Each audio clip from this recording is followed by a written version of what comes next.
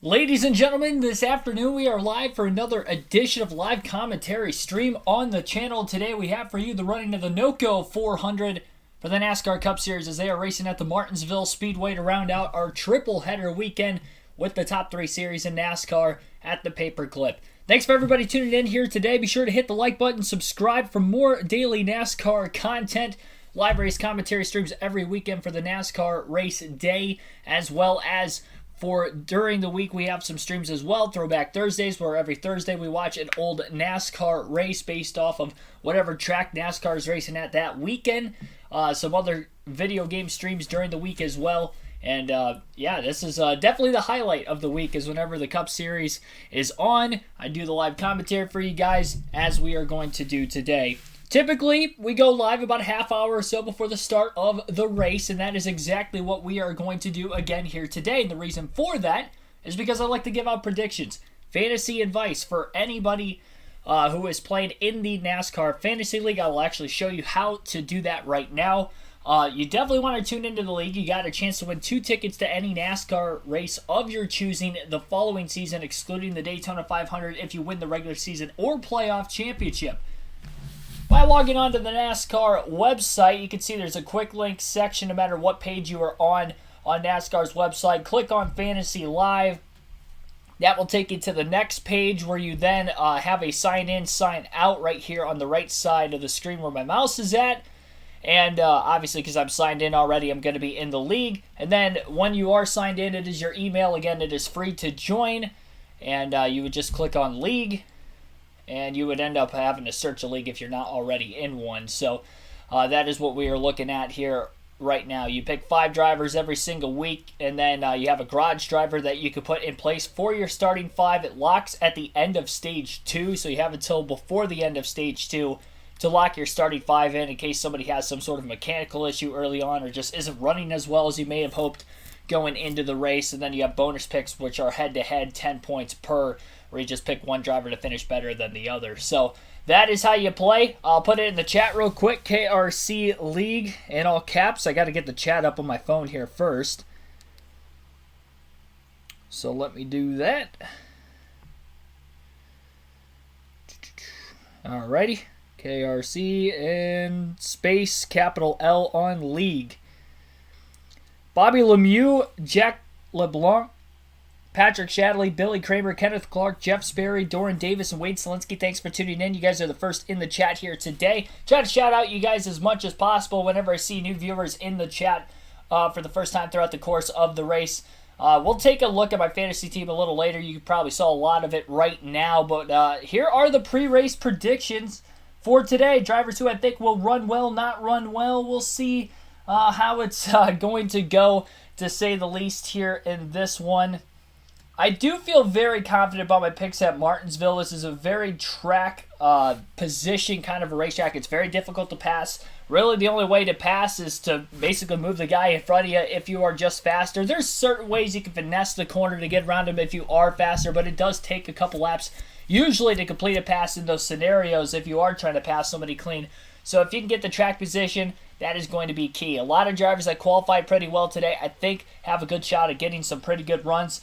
And there are some drivers that didn't qualify particularly well and weren't that fast at practice yesterday that I'm going to spotlight for drivers who I don't think will run well. So starting off with the drivers who you should not have in your fantasy team today, and if you have any bets for them, I would highly take your money back and try to cash out those bets before the race starts, because I don't think these drivers are in particular going to get top 10s. The 3 drivers this week, will start off with Christopher Bell. I'm sure you guys are probably saying, well, Keegan, Christopher Bell won at Martinsville last year in the fall when we were here last. Why do you have Christopher Bell in your don't haves list? Well, I don't think Christopher Bell is going to get a top 10 today, not only because this isn't really a track that he typically runs at well. Yes, he won the season last year, the season finale at Martinsville last year, or at least the second race there last season. Before that, though, he only had one top 10 finish in 4 races, which was a 7th place finish in the spring race in 2021. And on top of that, his speed this week has been abysmal, to say the least. He was 29th fastest in practice yesterday and qualified 22nd. If you look at his lap averages yesterday, he was outside the top 20 in 5, 10, and 15 lap averages, so he doesn't have a good short run car, which obviously qualifying would typically prove that. But outside of that, just the 2-lap qualifying session. Again, 5, 10, 15-lap averages outside the top 20. He was 18th out of 21 cars that attempted a 20-lap stint yesterday. And of drivers who made it at least 25 laps in a stint, he was 14 out of the 14 that were in that group. So Christopher Bell not looking very fast this weekend. Honestly, when it comes to actual speed, he's probably the slowest Toyota in the field this weekend. For whatever reason, he is lacking behind. The 2311 Toyotas looked really fast yesterday. Martin Truex Jr. showed some speed. Denny Hamlin, I think he's got a capability of having a good run today. He's kind of borderline on how fast he'll be, but for whatever reason, Christopher Bell struggled mightily yesterday in on-track activity. So stay away from Christopher Bell in your fantasy lineups. I think that is going to be a wise choice. The next driver is going to be Joey Logano. Logano has not had a good season at all this year. Yes, he had a win at Atlanta and a second-place finish in the Daytona 500, but outside of those super speedway races, he has not finished better than 9th place this season, and it is just not a good year for Joey Logano. As far as the Phoenix race, which was a flat racetrack, maybe the flattest track on the circuit that we have been to so far this season, besides, of course, last week, which ended up taking place, besides Richmond, which took place a couple weeks ago as well. Those were not good runs for Joey Logano. He finished outside the top 10 by a lot at Phoenix. He wasn't even really running in the top 10 the whole race. I remember he was running 15th to 20th most of the day, and then the late race restarts they ended up having. I think he ended up getting an 11th place finish there towards the end, but he definitely didn't have the speed to run there. Qualified 15th for today's race, so mid-pack, and was kind of mid-pack in practice as well, as he was 23rd fastest overall. His lap averages of 5, 10, and 15 laps were 20th or worse, so a little bit better than Bell, but not by much. And then his lap averages for a 20-lap average, he was 13th out of 21 cars and 11th out of 14 cars that partook in a 25-lap tire stint through yesterday's practice session. So I would stay away from Joey Logano as well. This has not been his season coming off the championship year he had last season. Yes, he's got a win in the bank already, but it doesn't mean that he's necessarily been very consistent, because he's been far from it so far this year. The final driver I have on the don't have list this weekend is Austin Dillon. Now, Austin Dillon isn't really a driver I tend to pick on for the don't haves, just because he only has a few career wins. He's not as consistent as some of the other names that I like to have here, but Austin Dillon might finish outside the top 25 today. He has been very, very slow. 32nd in practice yesterday. He did qualify 18th, but his teammate Kyle Busch has been light years faster. Busch was not quite that much quicker than him in practice, but he did qualify in the top 10, and we know Kyle Busch to run well here at Martinsville. Austin Dillon has not. Yes, he ended up having a third-place finish just a couple years ago at Martinsville. That is the only top 10 finish he's had in the last 11 races at the racetrack. He had a 28th 15-lap average, or he was 28th in the 15-lap average category yesterday. 10-lap average, he was 32nd and 31st in a 5-lap average, and again, 32nd overall in practice yesterday as well. So Austin Dillon not looking fast, and if you look for him to maybe have long run speed, I don't know if that's going to be the case or not. He did not run a session of 20 laps or more yesterday in practice. I think they ran those first 15 laps and they were like, all right, we're slow, bring it in the garage, we need to make some massive adjustments, and they didn't really pick it up too much in qualifying. So yeah, we'll see. Austin Dillon's got his work cut out for him today. I would stay away from him. The bonus picks, or I should say, they're not bonus picks, but sleeper picks for today's race. I've got Ryan Preece. He's starting on the pole. He's shown decent speed in the last couple of weeks. And not only showed decent speed in recent weeks, both of those racetracks were short tracks. Obviously, last week on Bristol Dirt, a little bit different, but he was running top 5 before he and Larson got together in the second stage. And then in the week before that at Richmond, he was running top 10 for most of the day as well, until he ended up catching an issue in the middle portion of that race. So I think he'll have some speed again here. SHR looking pretty fast so far this week. And especially for Ryan Preece, obviously. The other drivers that I actually have one of his teammates as a sleeper pick as well, Chase Briscoe. Briscoe finished 9th in both Martinsville races last season in 2022. Qualified in the 4th place position, and he was 22nd at practice yesterday, so he picked up quite a bit. I did notice, based off of his lap averages, it looks like Briscoe's going to be a lot faster on the shorter runs, and I think that will be the case for most of the SHR Fords, excluding Kevin Harvick, which I'll get to in a moment. SHR yesterday in the lap averages category, the longer the run they went, the slower down the leaderboard they were going. So they all qualified well, but that was because of how good their short run speed is. Their long run speed they're going to have to work on throughout the course of today's race.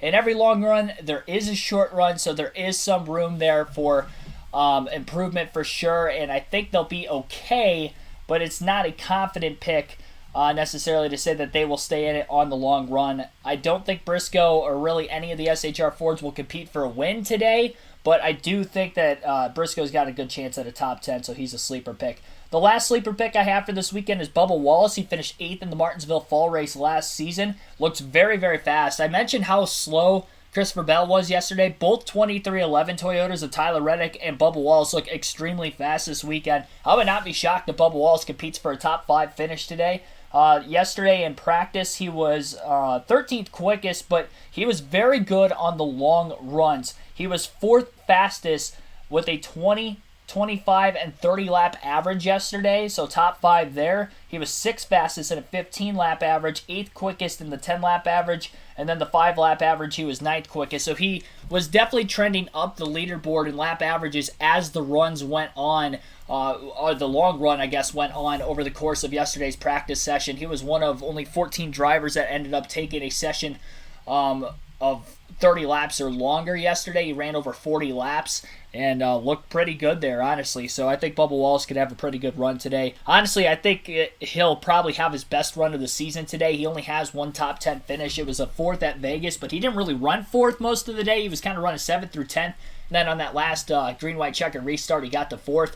I think today he can get a top 5 finish and could compete for a top 5 finish throughout the course of the day. I don't want to go out and say that he's going to necessarily compete for the win, but I could see him running like 4th through 7th all day, which is a good run for that team considering how slow of a start they've had so far this year.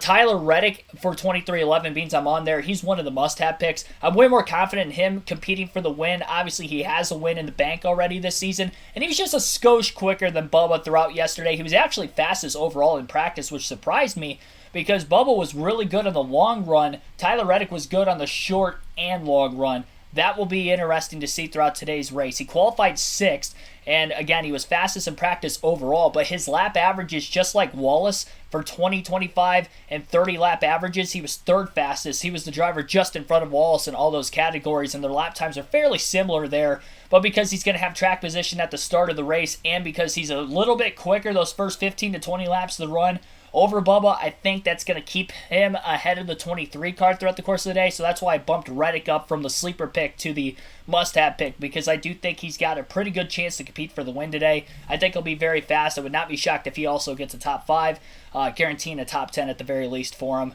William Byron is the next pick I have. He's been on a hot start this season. He won the spring race at Martinsville last year, led over 200 of the 400 laps, 212 to be exact, in that race. He was the fastest in 15, 20, 25, and 30 lap averages yesterday, so he's got a great long run car and a great short run car, just like I mentioned with Tyler Reddick. He was 8th quickest in qualifying yesterday. That's where he's starting. His Martinsville stats a lot better than Tyler Reddick and Bubba Wallace outside of the last couple seasons, as William Byron, I should say Reddick didn't even finish in the top 10 both races last year with RCR, but Wallace at least had one top 10 last year. William Byron has finished in the top 8 6 of the last 7 races at Martinsville, so this is one of his better racetracks. I have William Byron actually winning today's race, so he is my win pick, and he's also a must-have. The final must-have pick for the weekend, Kevin Harvick, 5th fastest in practice yesterday, qualified in 7th. Now, I don't think he's necessarily in that tier where I have Tyler Reddick or William Byron, or even Bubba Wallace when it comes to speed for that matter. SHR, as I mentioned, was better on the short runs, not so much on the long runs. So if we get long runs in today's race, which I wouldn't be surprised, we see that in the spring races at Martinsville a lot, especially the last couple years. So if we do have a lot of long green flag runs, that could be a detriment to those guys. But I would say that Kevin Harvick is a driver to maybe look out for. I think he can run, honestly, like 4th to 10th most of the race. So I'm guaranteeing the top 10 for him at the very least, and maybe have an outside chance at the win. He only has 6 top 10 finishes in his last 11 starts here and only 2 top 5s. So that's another reason why I don't want to go on the stepping stone and say he is going to be like a top 3 car today, but I can see him easily running top 10 all day without a doubt. So I got Kevin Harvick there. So that is my predictions for today's race. Hopefully you guys appreciated that. I actually have to make my bets here last second because I have not put any of them in yet. So bear with me here for a little bit. If I go a tad silent, I'll actually throw the race broadcast on for you guys in the meantime. I think qualifying said is done, but I looked at the long run speeds, and I think William Byron probably had the best race car. I was just talking about that. Bobby Labonte and me agree with each other. I think he's going to pick up right where he left off. You're right, Bobby. Don't forget Tyler Reddick. Tyler Reddick too. I'm telling you guys, I know my stuff. All right. 23-11. Both talking about long run. Yesterday, Tyler Reddick on top of the board, right there, teeter with William Byron on long runs. Well, the last Bobby time Labonte's my NASCAR new was favorite here, driver. they had a finish for the ages. Just because we agree with each other. Would race for the championship at Phoenix. And going into turn 3 on the final lap, Ross Chastain was out, but he made a video game move, or what those of us who grew up in the 70s would call a slot car move, where if you were in the outside, you just kept the hammer down and rode the rail all the way around to edge Denny Hamlin for that final spot in the championship 4. We now call it the Hail Melon. It is now outlawed. Yeah, absolutely. I've watched it firsthand in the back straightaway. I never forget the move that he made and the difference that it made. Think about it. I mean, that put him in the chase, almost won a championship because of that very move. The financial gain, let alone the fact that it truly changed the game, by the way. You know, the 70s, Mike. The video slot cars. Slot cars, yeah, Clint. I'll get you some for Christmas. Just, Cash will love them. Well, a piece of the wall from the Hail Melon move has gone to the NASCAR Hall of Fame. Another piece of that wall was presented to Ross earlier this month. And the car, well, Trackhouse Racing has retained it. They said they're never going to give that one up. It's a piece of NASCAR history. Well, the safer barrier has all been replaced and repaired, and there will be no Hail Melons today. What we will have is hopefully 400 laps of great racing. Let's go trackside. And now, race fans, here to say the most famous words in motorsports. Please welcome singer, songwriter, and Capital Nashville recording artist, Kaylee Hammack.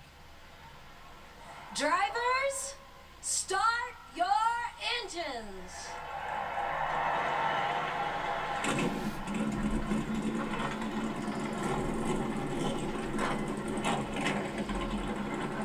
The engines are fired and the NOCO 400 will begin here shortly. Drop of the green flag scheduled for 3:01. They actually moved it up 10 minutes late last night during the Xfinity race. There was an announcement that they were going to move it up a slight bit. I'm not sure if that is because there's a potential of rain. I don't want to check the forecast on Saturday morning. Yesterday, there was no rain in the forecast for the Xfinity or the Cup race. So whatever the case is, though, they moved it up 10 minutes. Better for us. It's 10 less minutes. We have to wait for the start of the race today. See other people that just joined the chat here recently. Ezia, Dark Crypto, Frank Powers, Rowdy Fan 8, James Moore, AJ Summers, Antoine Powell, Corvette Mode, and others. Welcome in. Tim Ambrose as well. Thanks for tuning in. Got just over 70 people watching. Be sure to, again, like and subscribe for more daily NASCAR content as we get into the beginning portion of today's race.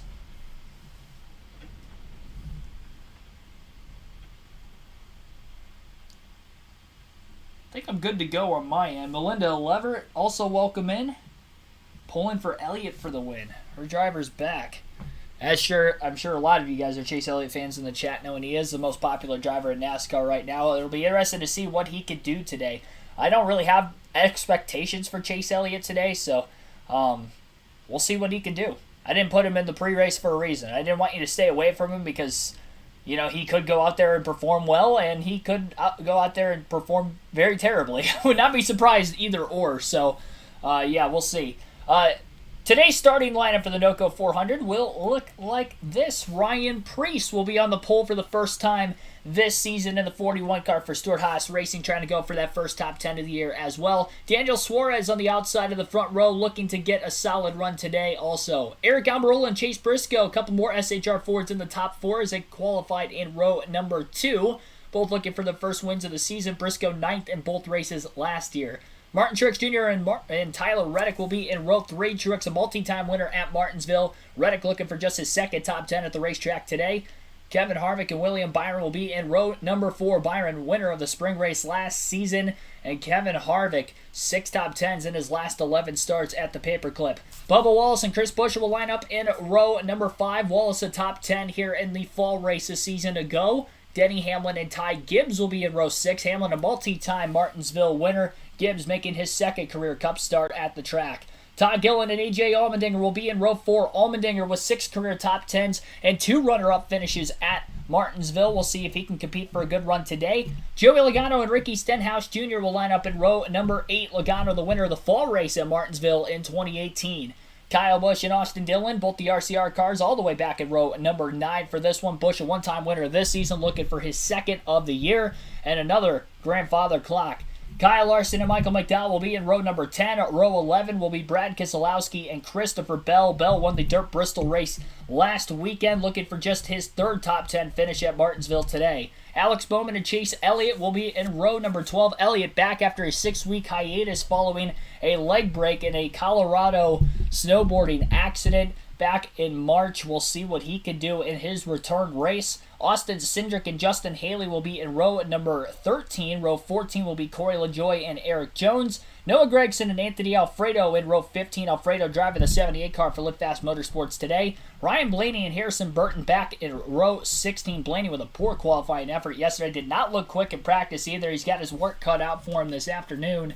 Zane Smith making a start in the 51 car for Rick Ware Racing. Ross Chastain will be on the outside of him in row 17. Chastain was top 3 in practice yesterday, but had a terrible qualifying lap, so he's going to have to recover quickly today. Ty Dillon and J.J. Yaley will round out the field in row 16. Here is pole sitter Ryan Preece with Jamie Little in the pre-race. Older tires even better, so it's hard to say right now, but I'm highly optimistic because I know the guys that I got, and they know exactly what I need, so we'll be just fine.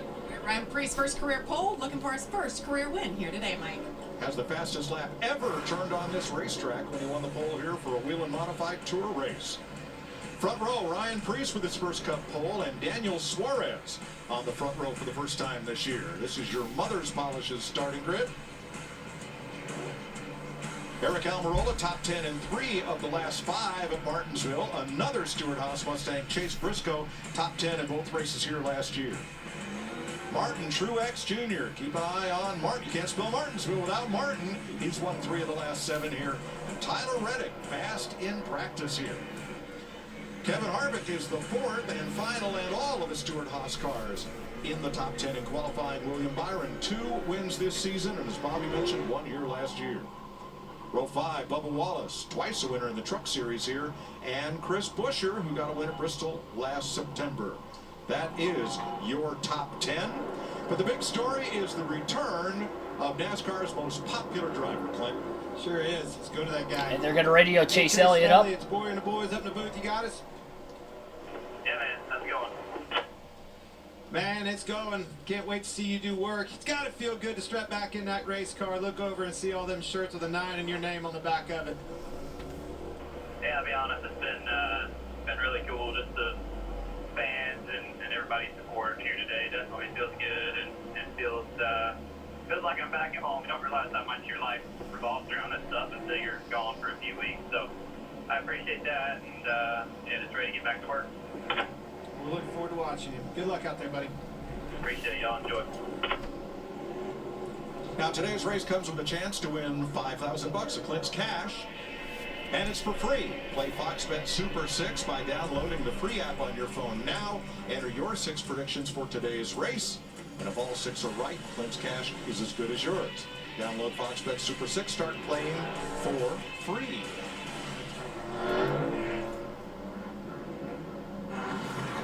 All right, let's check in on pit road. Jamie Little first.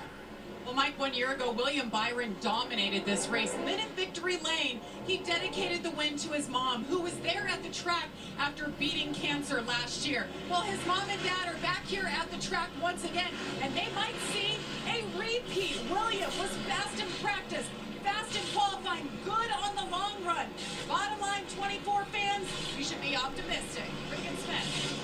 Well, Jamie, last time we were here, it was, of course, the Hal Melon by Ross Chastain, where he passed 5 cars in the last 2 corners of the race to get through to the championship 4. This time, a different set of circumstances, though. He is going to be starting 34th today, and he's going to have to pass 33 cars if he wants to win. Struggles in qualifying, relegated to that position.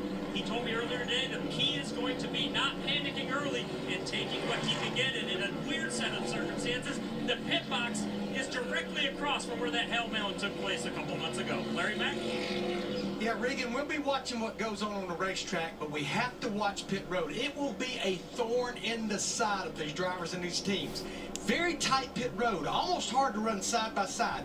The pit boxes are the smallest on any of the racetracks we go to. It never fails drivers running at each other, either entering or exiting their pit box. And speeding, Mike, pit road speed limit 30 miles per hour, 29 pit road speeding penalties over the last 4 races at Martinsville. Wow. Thanks, Larry. Joey Lagat. Stage lengths will be 80 laps in Stage 1, 100 laps in Stage 2. The final stage will be 220 to make it to the end. 3 teams had cracked brake rotors from practice. Were allowed to make that change because NASCAR considered that a safety issue. So the offending rotors were changed without penalty. 2 driver changes this week. Zane Smith, the Truck Series champ, is in the number 51 for Rick Ware Racing. Cody Ware, facing an assault charge, has been suspended by NASCAR as part of their behavioral policy. And the 78 has Anthony Alfredo aboard. He is subbing this week for B.J. McLeod. The weather is questionable today. Now, we have to make it to the earlier of the end of Stage 2 or halfway for this race to be official. The end of Stage 2 is lap 180. Anything after that would be an official race, but you can bet if we get to Stage 3, we could be racing the rain. Well, I think that's just it. I mean, looking over your shoulder, those clouds are building, and look. Oh, a little bit of a lag on my end, my bad. Yeah, we saw that obviously in the truck race Friday night, and I was surprised how fast they ran in the wet conditions, and it wasn't raining, but they definitely dried it off. All right, pace car is on pit road. Ryan Preece is about to lead the field to the green flag for the first time in his NASCAR Cup career. We're racing at Martinsville, and we're underway. 400 laps of great action will begin. 2x2 as the field rolls all the way through the first of 800 turns in today's race. Ryan Preece with the early jump, able to get out ahead of Daniel Suarez. Almost cleared him getting into 3 and 4, but Suarez charges hard on the outside lane. Preece getting the good drive off of 4, though, in the bottom and clears Suarez to lead the opening lap of the race. Suarez pulls a block on the 10 car of Almirola, quickly gets to the bottom before getting stuck on the top. His teammate Chase Briscoe, his teammate meaning Almirola's teammate Chase Briscoe, will be on the outside of Martin Truex Jr. He was not able to get to the bottom quite as quickly as some of his other teammates in front of him. Tyler Reddick about to get around the 14 as well. Truex has cleared him, and unfortunately Briscoe may be getting freight trained here. Kevin Harvick, Bubba Wallace, and a long line of race cars on the bottom lane looking to get after that 14 of Briscoe. Briscoe cuts down in front of his teammate Kevin Harvick. Harvick maybe showing him a little bit of slack here in the early going. Letting his teammate down in line, gives him a little push off turn 4, trying to get him going. Ty Gibbs, Kyle Busch side by side further back. Maybe a slight bit of history, both on and off the racetrack between those two, battling for position at this racetrack. They are just outside the top 10 in the early going. Already half a second lead for Preece over Suarez. Suarez maybe holding up the 10 car of Eric Almirola. The SHR Ford showed a lot of quick and short run speed in yesterday's practice session, and obviously all 4 cars qualified in the top 10, top 7 in fact, and 3 of which in the top 2 rows for the start of today's race, which is why you see a lot of blue ovals in the top 10 at the start of this one. Couple just outside the top 10 as well, like Todd Gillen and Chris Buescher right now. After Buescher qualified top 10, he's been stuck on the outside, though, and he's lost a couple positions. Kyle Busch is underneath him now after Gillen completed the pass, and Kyle Larson right behind the 8 car looking to get to the inside of the 17 as well. Top 5 on lap 6 of 400. Ryan Preece leads by about 0.7 of a second over Daniel Suarez in second place. Eric Almirola is in third place, 1 second off the lead. Martin Truex Jr. is up to 4th, 1.4 back, and 1.6 seconds off the lead is Tyler Reddick in 5th. Single file line for pretty much all the top dozen cars. One car that was stuck on the outside looked to still be Chris Buescher right around A.J. Allmendinger as they battle for about 14th place. Austin Dillon and Brett Keselowski making a little bit of contact in the center of the last corner. Those two had some history back at New Hampshire last year. They got in a little bit of an on-track scuffle and caused for them to really wreck each other. And I believe Austin Dillon, if I remember correctly, was trying to wreck the 6 car under caution as well.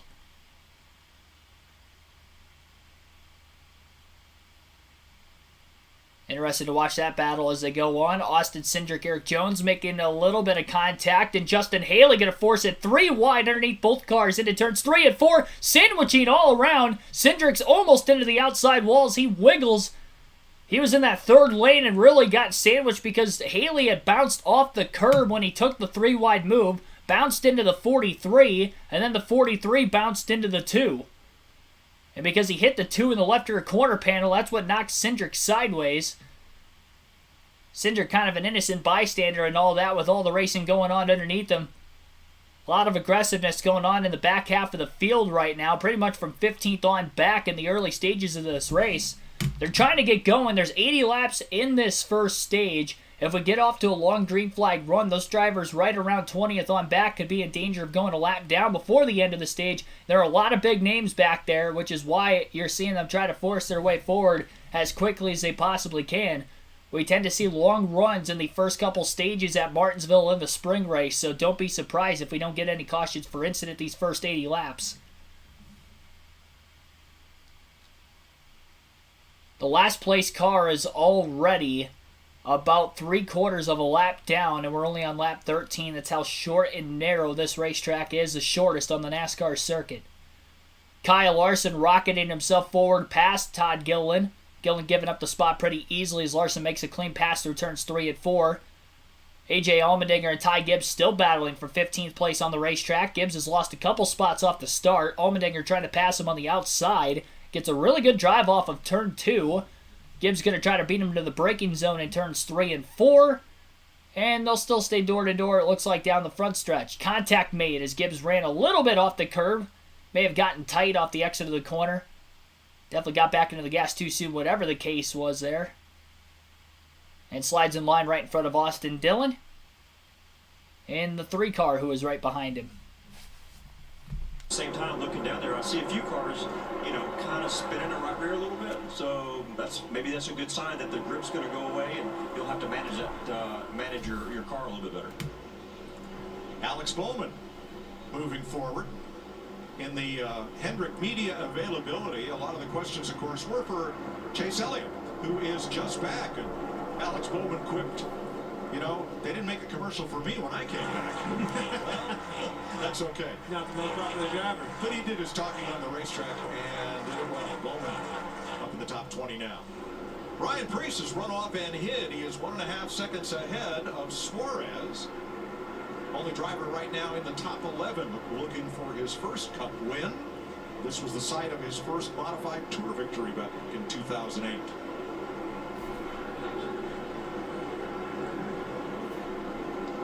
Ford Chevy Ford, the first Toyota Truex in 4th place.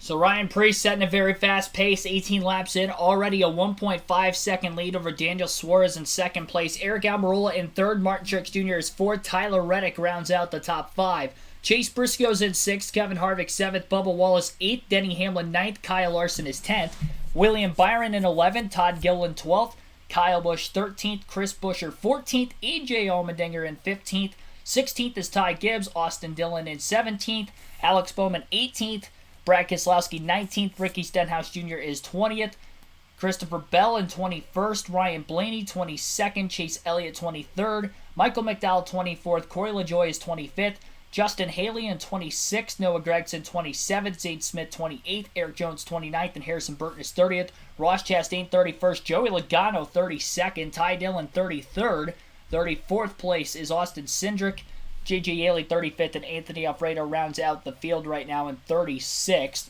That last lap by your race leader Ryan Preece ran of a 20.859. Suarez was about a 10th quicker than him that last lap. But I was saying that because as of right now, Alfredo in last is 18 seconds off the lead. So in another really couple laps, Anthony Alfredo will be going a lap down, and the leaders will get into lap traffic for the first time this afternoon. Overcast sky, 73 degrees. Not really that windy, but again, you heard in the pre-race there from Mike Joy that there is a potential for rain on the way later this afternoon, which I honestly did not know. So there could be a sense of urgency once we get closer to the halfway mark in this race. Really, the end of stage 2, I guess, would be where we're racing to make the race official.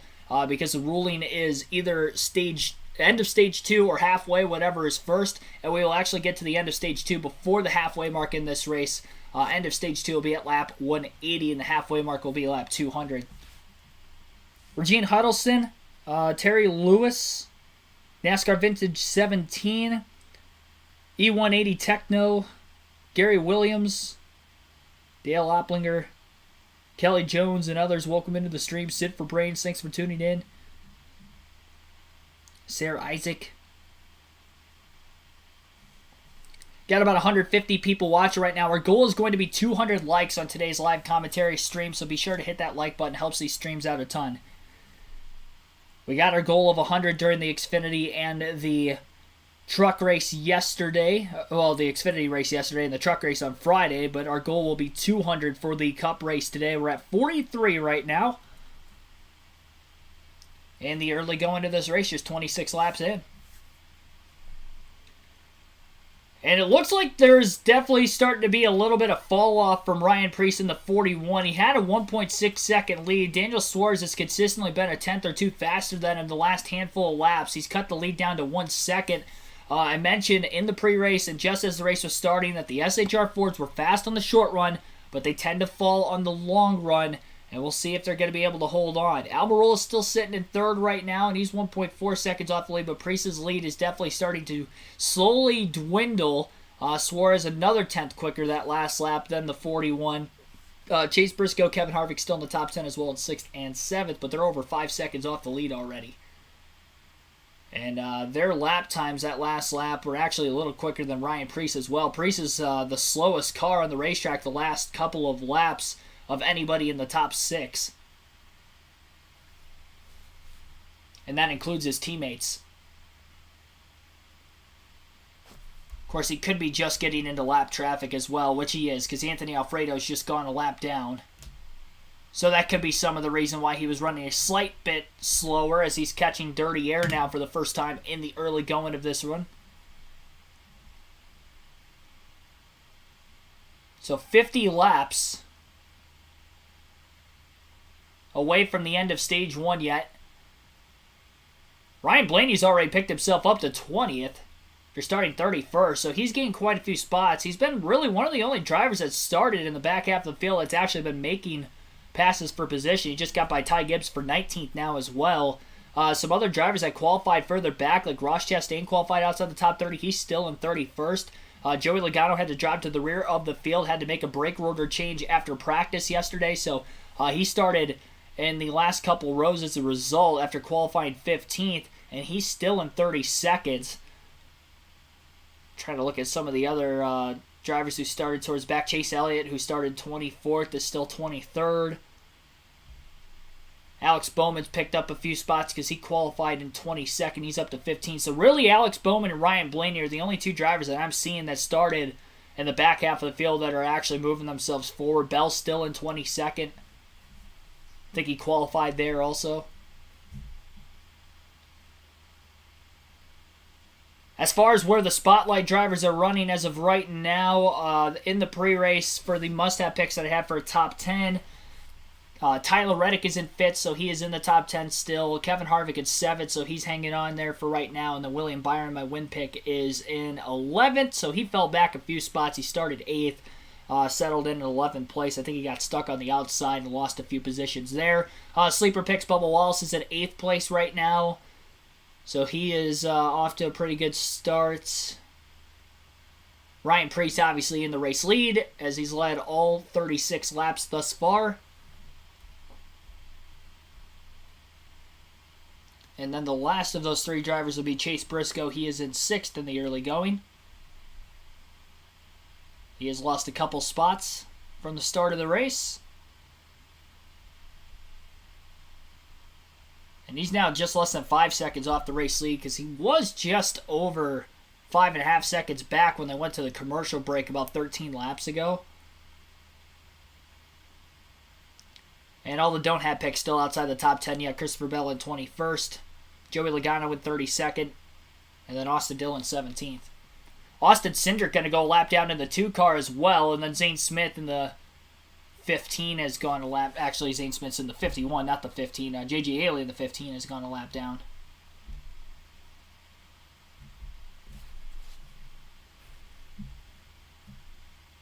Last car on the lead lap is Ty Dillon. Joey Logano and Ross Chastain are only a couple seconds ahead of the race leaders. That's going to be interesting to watch.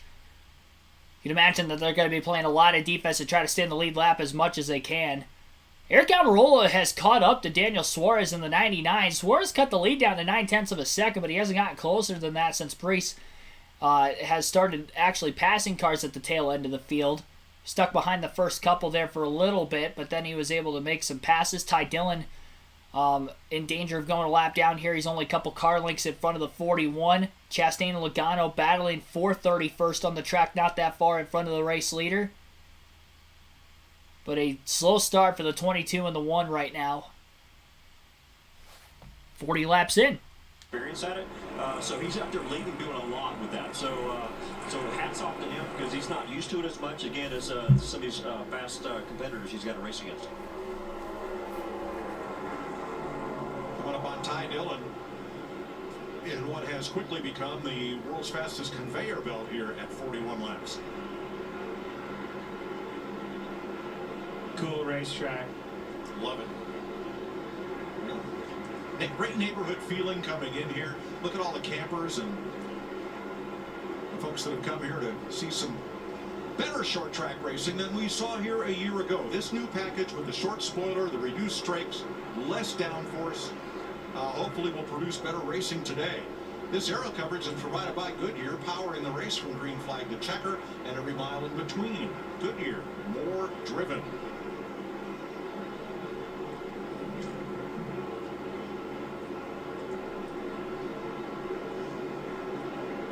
Preece trying to get past Ty Dillon, and that has brought Daniel Suarez to now within 7/10 of a second as we have a look at Denny Hamlin in ninth. And we're looking at it for a reason. You see those cars getting bigger and out that windshield. Him and the 5, Kyle Larson, both laying some really good lap times down. Doesn't surprise me a bit how that speed, that long run speed out of Denny Hamlin. Always good here.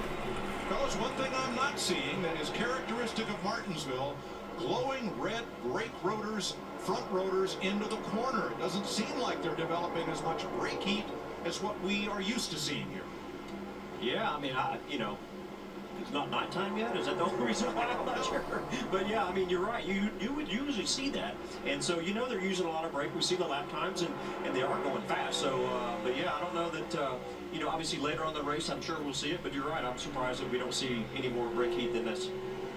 I think Larry told us yesterday that they actually changed the ductwork a little bit for this race from a year ago.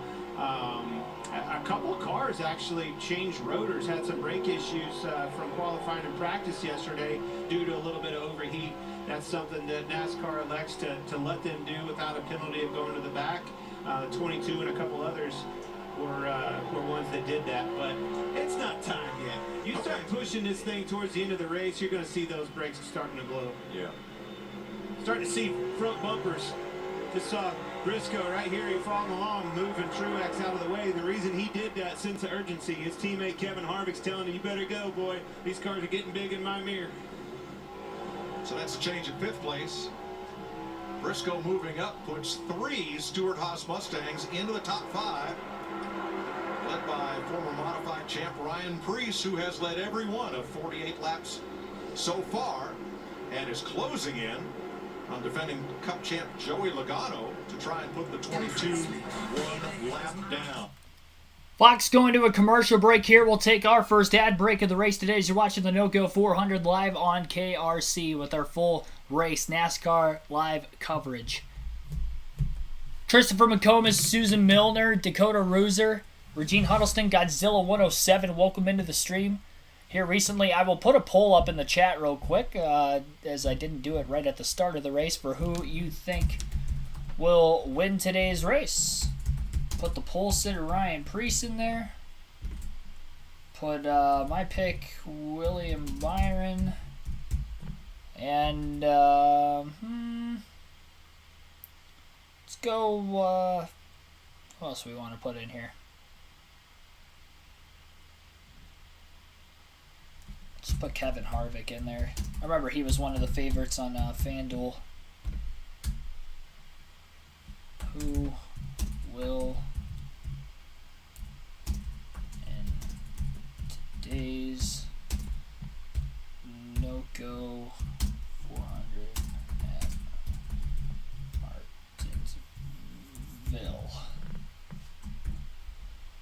right, I'll ask away, and I'll close that early in the final stage. I'll close it at the halfway mark. So at the halfway mark, 200 laps in, we will close that poll. And you guys will have your vote for who you think will win. Dale Campbell, also welcome into the stream. I might have shouted you out already, but who else is in here? Godzilla 107. Might have said you as well. Might have said your name. Maybe not. That's not his actual name, his channel name. I'm sure his actual name is not Godzilla. I don't think anybody would name their kid that. Although there's some weird names out there. You're like Keegan. I'm like, well, who names their kid Keegan? Ryan Preece currently has the lead, only 0.2 of a second all of a sudden ahead of Daniel Suarez. They're still in the commercial break as of right now, but the battle is definitely intensifying. The top three all within 0.6 of a second of each other. Tyler Reddick is still in 4th place. Mark Truex Jr. has started to fade on the long run. He was in 5th. Briscoe, Harvick, Wallace, Hamlin, and Larson have all passed Truex in the last handful of laps, so Truex now back to 10th and just over 7 seconds off the race lead, as we have about 24 or so laps to go in the stage. Joey Logano has just gone a lap down at the hands of Ryan Preece. Preece finally got around him. He was stuck behind him for a while. That's part of the reason why Daniel Suarez is only about a car length and a half or so behind him. This is allowing Ross Chastain to stay on the lead lap a little bit longer. Only one of either the 22 or the 1 car will get the free pass at the stage end in about 23 more laps. So Logano trying to hold up the 41 enough that even if he goes a lap down, hopefully Ross Chastain will be able to hold on. He just wasn't able to really hang on all that long. He held on longer than what I thought he was going to, but in the grand scheme of things, yeah, not great. It's really strange that Ross Chastain's stuck back in traffic and in 31st while his teammate Daniel Suarez is in 2nd place and closing in on the race leader. The speed difference between those Trackhouse Chevrolets is quite amazing in the early going of this one. Ryan Preece was putting the bumper on Joey Logano there a moment ago, knowing that, hey, I'm getting held up. You're holding me up for a while. And Preece had to get going there because Daniel Suarez was definitely running him down. Preece has now opened that gap up just a little bit on Suarez. Joey Logano in the 22, holding up the 99 and the 10. Ryan Preece back out to about a 1 second race lead again as he's trying to lap Ross Chastain. 20 to go. Stage 1 this time by Alex Bowman battling Truex for 11th. Byron's just cracked the top 10 pass in the 19 car a couple laps ago as well. Ryan Blaney up to 15th after starting 31st. Biggest mover of the race so far, up 16 positions in the first 60 laps.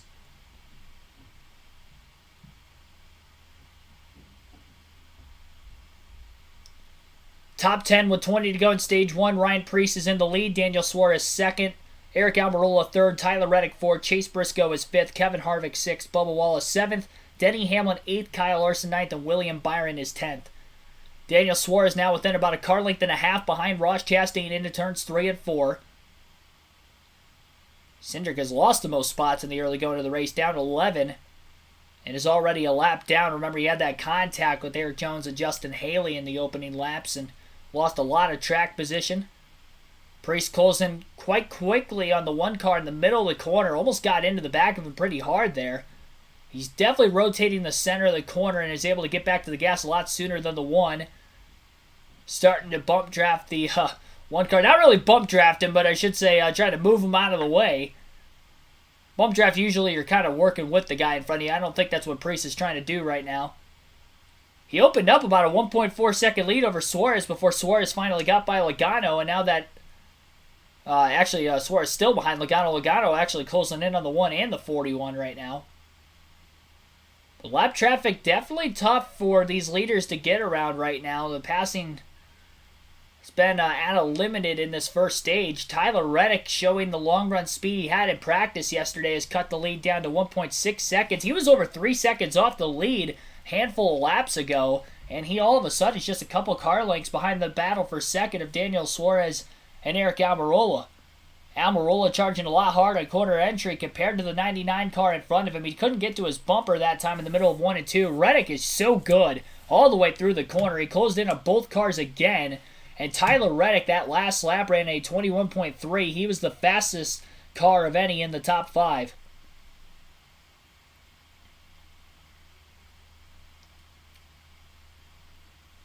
Reddick going towards the outside lane in the middle of the corner. Diamond cutting turns 1 and 2 off. He's giving up a little bit on corner entry to try to get the drive off and hopefully get underneath the 10 car. Looking for a way to pass instead of being stuck maybe in that dirty air bubble behind the cars on the bottom, like Priest, who is stuck behind the 1 car. Truex losing more time. Ryan Blaney in the 12 will get by him. 19 car got really loose off of turn 4. I don't know if there was contact from the 12 or if maybe he just got back into the gas too soon. Obviously, the 19 car is struggling. Seems to be very, very loose. Middle off. It looks like the rear of his car is wiggling around a ton. You can really see him working the wheel of the race car based off of the rear view camera they showed from Blaney's car. Contact between Suarez and Almirola. Almirola drove into the driver's side door of the 99 off turn 2. Drives it in deep into 3 and 4. They make contact again. And here comes Tyler Reddick. 3 wide to the inside for second. He's going to make the dive bomb into the next corner. No. He decides to just stay behind Almirola. Smart move by Reddick. Trying to get the drive off. Gets into the 10, which knocks him into the 99. Still side by side for second. And Reddick has nowhere to go as he's boxed in behind the 10. On the inside lane right now, Suarez trying to hold on as well as he can on the top. He can't. Almirola's up to second, and Reddick to the inside of the 99. Briscoe and Harvick now starting to close in from behind. This has allowed Priest to get out to a 1.3 second lead once again, with 10 laps to go at stage 1.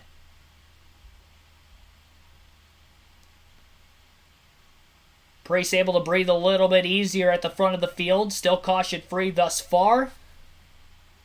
Guarantee we'll be seeing some pit stops during the stage break coming up.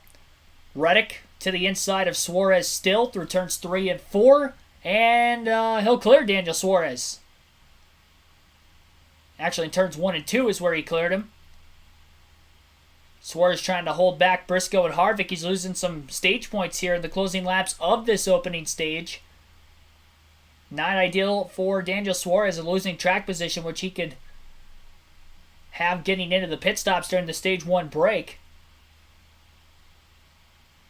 Reddick in third after starting 6th. Second and a half off the lead. A little less than that at the line, about 1.4 seconds back. He's got a chance at second still, and after Almirola got by Suarez, he has ran a little bit quicker than Ryan Preece. Preece is still behind Ross Chastain. Chastain has not gone a lap down yet, which is good for Joey Logano, because Logano would be in the free pass position easily if the stage were to end right now. He's just praying that Chastain does not go a lap down, because if he does, then Chastain would be the free pass car and not Joey Logano. And Logano will not take the wave round because we haven't had a caution at all in this stage. So if he were to stay out to take the wave round, he'd have about 80 lap older tires. I don't think that would be a wise decision. He's still holding up Almirola, though. Logano, that is. Which means Tyler Reddick has closed the gap on the 10 car. Now, Preece was a little bit quicker than Reddick that last lap still, but Reddick obviously has the 10 car he's dealing with for second right now. Chastain's kind of picked up his pace just a little bit. Chastain dropped to 21.498 that last lap. Preece was actually 10 slower than him. Harvick to the inside of his teammate Briscoe for 5th place on the racetrack at turns 1 and 2.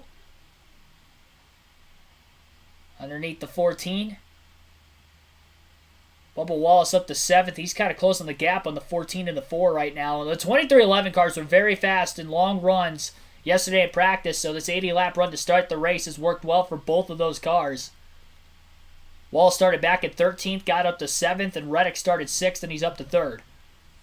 Chastain has to hold on for just 2 more laps, and he will remain on the lead lap to the end of this first stage. He's actually caught the 21 car of Harrison Burton, who's now just in front of him. Preece may cut him a little bit of slack, though, because Almirola's still 9/10 of a second off the lead. He's a little bit quicker still than Preece, but not by enough to really get to Preece's back bumper and have a chance to win this first stage. 1 more lap left in stage 1. Preece is probably just going to let Chastain go here. You'd have to imagine. Logano staying still in front of the 10 and the 45. Reddick will not be able to get Almirola for second. Green-white checker in the air for the first time today. Ryan Preece dominates stage 1, leading all 80 laps. from the pole. And Ryan Preece wins his first stage of the season in 2023. Eric Almirola finishes second in the stage. Tyler Reddick third. Daniel Suarez fourth. And Chase Briscoe will finish fifth at stage 1. Kevin Harvick sixth. Bubba Wallace seventh. Denny Hamlin eighth. Kyle Larson ninth. And William Byron will get the last stage point in this first stage of the race. Gonna check the point standings out coming into this race, seeing where Ryan Preece was at coming into the day. I know he was nowhere near 16th. He had a very poor start those first handful of races this season. Yeah, Ryan Preece comes into today's race 27th in the point standings, but a win, and that will guarantee himself a spot in the playoffs. And he already gets his first playoff point of the season, winning this stage too, which would help him. He's 75 points behind the 16th driver in the standings for that last playoff spot on points, which would be Chris Buescher right now. And Buescher was 1 point ahead of Michael McDowell, so that's all the difference between those two. Austin Cindric was plus 11, but he's off to a terrible start today, already a lap down. So he is struggling. Ty Gibbs, after 4 straight top 10 finishes coming into today's race, is 9 points behind the cutoff line, so he's cut that gap down quite a bit in recent weeks.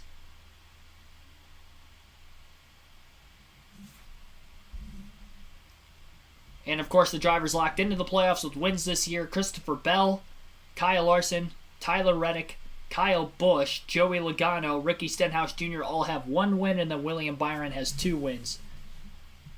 And Bell is the regular season points leader by 13 points over Ross Chastain coming into the day. Neither one of those two had stage points in stage 1. Harvick, who is third in points, got 5 points in stage 1. He was 26 out of first.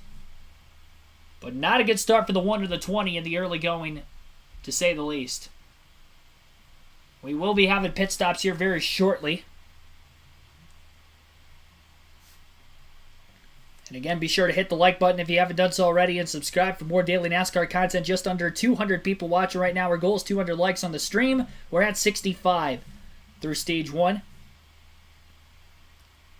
Ann Ames, thanks for tuning in also. Eddie Holman.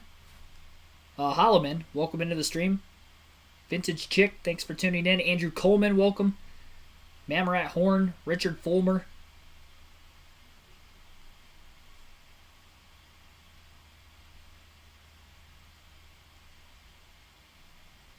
Yeah, Ryan Preece looking like the driver to beat in the early going. I think track position is going to be the name of the game here. Everybody at the front of the field so equal with one another. We'll see how it goes. To watch, who got your lineup? At 41 ball, Ryan Preece, man, first stage win, awesome job for them, but I'm watching his pit crew. I want to make sure that this pit crew can answer this call. That boy's putting some pressure on those guys today. I'm going to go with Kevin Harvick. I mean, I'm thinking the closer. You know, the Stewart Haas has definitely got some speed. He's in 6th place right now before the pit stop. He's going to hang out there. I think he's going to be the one to watch at the end, because he always is. I'm watching Team Hendrick, Larson, Byron, Bowman, 9th, 10th, and 11th. Yes, I took more than one, Clinton. You can talk about a driver or a team or anybody you want. And, you know, it's only the end of stage 1. We got a long way to go as they keep rising toward the top. Jamie and Larry, who are you watching? Yeah, Mike, I'm watching Ryan Blaney. Starting 31st, he has made his way to 13th without the aid of a caution. Always runs well here, top 5 in both races last year. Yeah, I'm going to watch Martin Truex Jr. Started 5th, fell back to 14th and in that stage, but he's won 3 of the last 7. He knows how to get his car good when it counts. That's your current one bank. Ones, plural, to watch. We got not green flag pit stops, with stage break pit stops as we speak. After a good start to the race for him, too loose in the center, needs a little drive off, but told the team, do not get me too tight through the middle of the corner. The 45 at Tyler Reddick, that car was getting looser as the run went on, getting into the corner, needs a little help at the 2/3 mark of the corner. Jamie? Daniel Suarez in the 99 lost 2 spots on track. Got a little bit tight, but really loose entry, really loose on exit. They're going to try to fix that up. Ryan Preece led all the laps so far today, more than any of the laps combined in his career. Car's pretty good. That turn through the middle is their strong suit. Good stuff by the pit crew, Mike. Boy, he jumped right out there. There's your race off pit road, sponsored by Ram, and Preece held station over Suarez, Almirola, and Reddick. So there you have it. Ryan Preece wins the race off pit road. Chase Briscoe lost 3 spots in the pits. Was the biggest loser of those in the top 10. One thing Ryan Preece is going to have on his side, he's got the speed, he's got the short track racing ability. The pit crew needs to make clean stops. They're 1 for 1 in the early going of the race today, but we're still guaranteed at least 2 more, if not even more pit stops than that, depending on how many cautions we get today. Caution free, though, through this first stage so far. Hanover raced Kelly O'Neill, Stanley Blankenship, Kyle Lance, Bond 1771, also welcome into the stream. Ice Demon King 92 Hammer, welcome in. We'll take our second break of the day, ad-wise, and then we'll have the Stage 2 restart coming up. We're watching the NOCO 400 Martinsville Speedway NASCAR Cup Series live commentary stream on the channel right here, right now.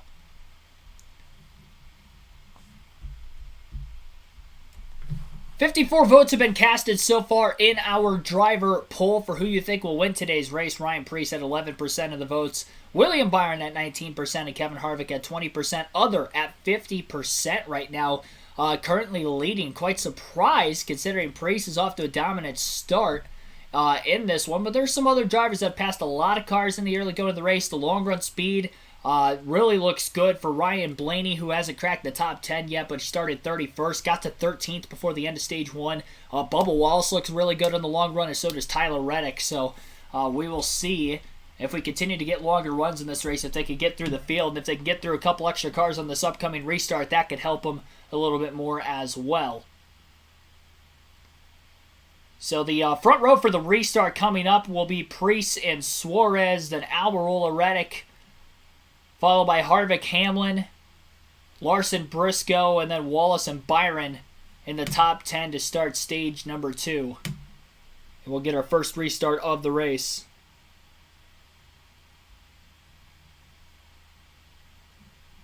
Top with Kyle Busch not doing good. Yeah, Kyle Busch hasn't been great in the last couple of races. Speed hasn't quite looked there like it was those first 5 weeks or so of the season. RCR struggled yesterday. Busch was way faster than Austin Dillon, though, and I'm actually surprised Austin Dillon's 16th. I thought he had the capability of potentially finishing outside the top 25 in this race today. Haven't quite gotten the one to go signal yet. An update on our spotlight drivers then while we're during the stage break caution. The must-have pick so far for today's race that I was absolutely guaranteeing a top 10. Tyler Reddick is in 4th, Kevin Harvick in 5th, and then William Byron in 10th, so they're all there right now. I picked Byron to win today's race. And then also, let's see here. The sleeper picks, Ryan Preece is winning the race so far. Bubba Wallace in 9th, and then Chase Briscoe in 8th. So all of those 3 are still in the top 9, top 10. And the 3 don't have picks are all still outside the top 10 right now for drivers who I picked to not have top 10 finishes. Christopher Bell's 22nd. Joey Logano is 30th, and then the other driver would have been Austin Dillon is 16th. So they are not off to good starts in this one. Bell hasn't gained any spots from the start of the race, and Logano started at the rear of the field and went a lap down, but ended up getting the free pass during that stage break caution, so that was huge for him at lap 80.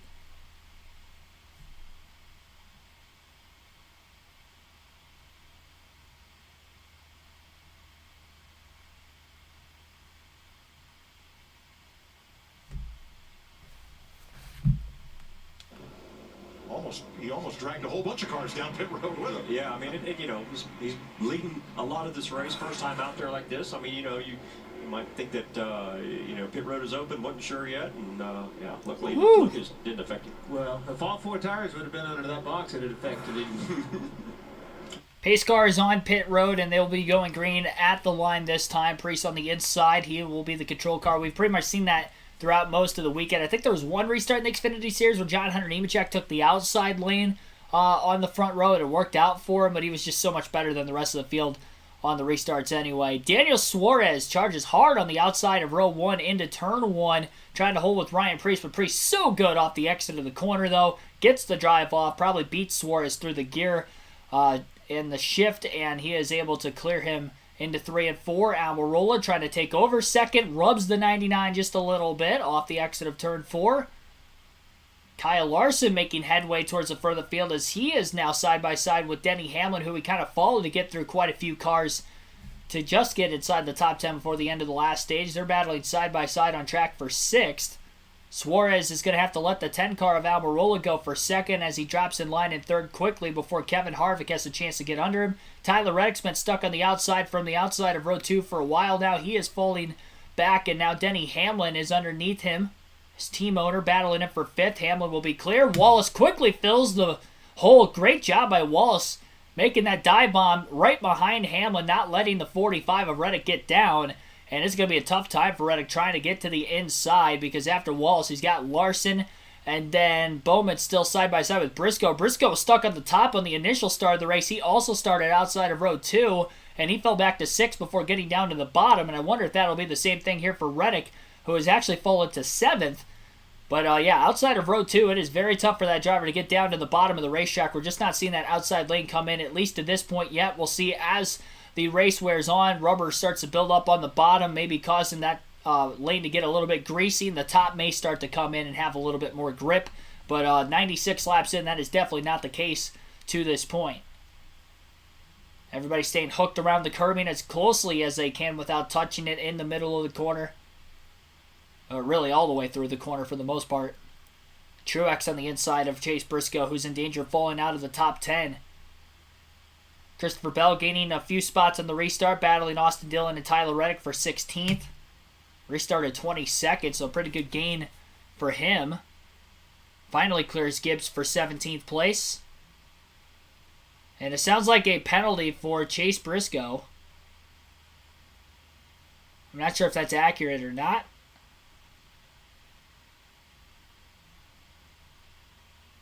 I just saw it on the leaderboard that said penalty Chase Briscoe. I don't think that was accurate. I think that just randomly popped up. Unless it was a restart violation if he pulled out a line too early, if he was on the bottom. Can't do that until you get to the start-finish line. But I think he was on the outside on the restart, so I don't know what it would have been.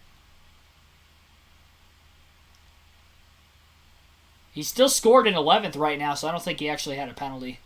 I think Fox's leaderboard just kind of had a technical error. Kyle Busch, by the way, back to 32nd. He had a pit road penalty, so he is at the tail end of the field right now. Last car in the lead lap. Struggling to pass some cars. We'll see if Eric Almirola's got anything for Ryan Preece. Those two are teammates, of course. May have some equal speed in the race cars. He's 0.6 of a second behind Preece. Preece got out to about a 1.6 second lead before he got into lap traffic. And that was about the largest lead that he had in this race up to this point.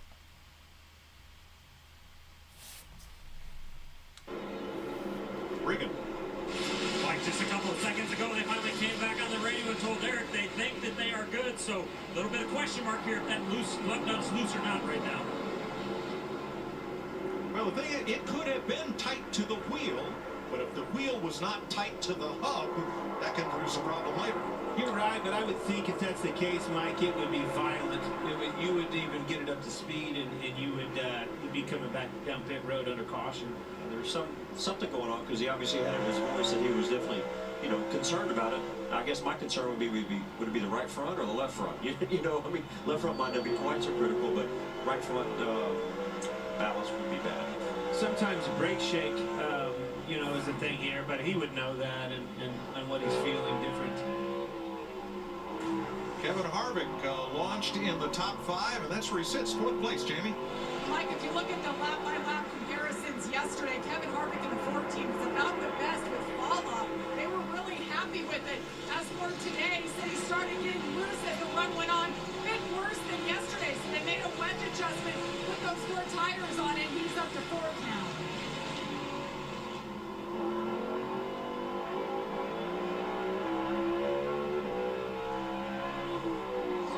Looks like Kevin is pretty solid there. I mean, he's out there making laps again early in the race. I think Kevin sees that lap 400 is where he's going to get to, and he's trying to feel his car out, make sure he gets it right. But car looks pretty smooth right there. I know he's smooth on the throttle and doesn't have a lot of movement in his hands. Leading laps pays how much? Yeah, right. I know. You're right. Exactly. That's what I think Kevin Harvick has. Like, you know what? He knows which lap pays the most. That's right. Almirola within half a second of Ryan Preece now, with Suarez third. And here's one of the questions in Clint's Super 6 game. How'd you answer this one? Which of these drivers will have the better running position at the end of stage 2, and by how many positions between Blaney and Logano? That's the tough one. The second part of that question is going to be extremely hard by how many positions, and I'd never guess it's as much as it is right now, but you never know. A lot can happen here. Right now they are 15 spots apart, as Logano just got the free pass at the end of stage 1, which went caution-free. Stenhouse Gibbs. Keep an eye on that one. That is two very aggressive drivers with a no-quit attitude. I don't think Ty's going to give him a lot. He don't want to be behind him, so. And exactly the same conversation in the undercar. Well, we used to call it trading paint, just like we used to call the bumper the chrome horn. What do we call it now? Wrinkling the wrap? I don't know. It's pull the decals off of one another. Yeah.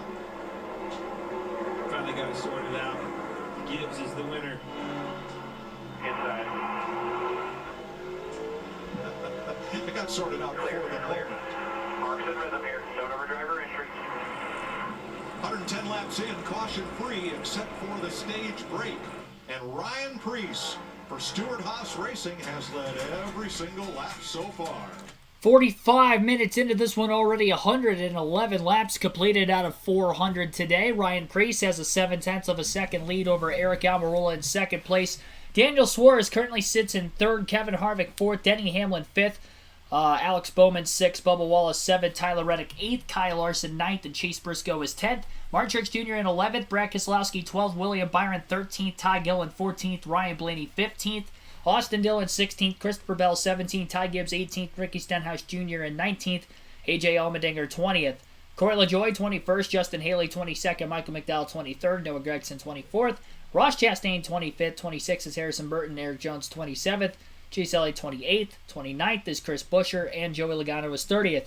31st is Kyle Busch, Zane Smith in 32nd, Austin Cindric is in 33rd.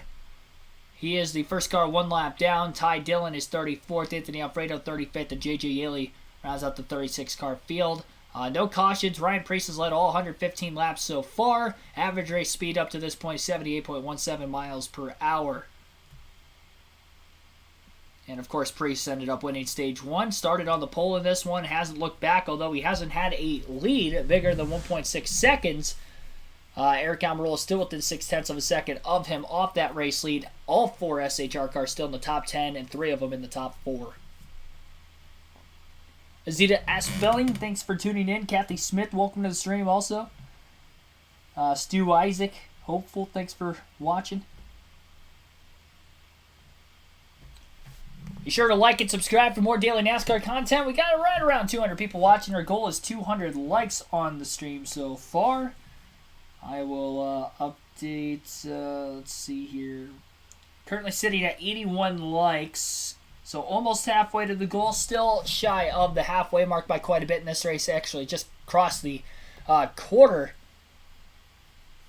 portion of the race. 25% of the race in roughly. At this point. Still under green flag conditions. We haven't had a caution for incident today. Obviously the stage 1 break would have been the only caution we have had, which took place at lap 80. Stage 2 will run to lap 180, which will be 100 laps in distance for the total distance for Stage 2. And the final stage, again, will be 220 laps. Nobody will have to make any pit stops at all through, obviously, Stage 1, as we saw. And then also in Stage 2, as the pit window is about 125 to 130 laps for fuel. Final stage, they will have to make one pit stop at some point in time. And with having nothing but long green flag runs, it'll be interesting to see what that will actually look like. We are seeing tire fall off at this point in the run.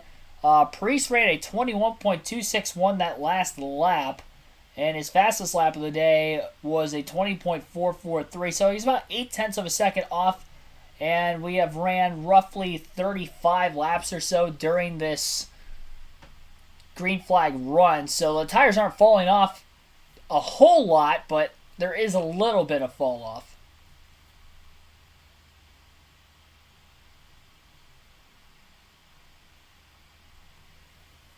Santiago Kid, thanks for tuning in. Robert Perkel, thanks for watching the stream also.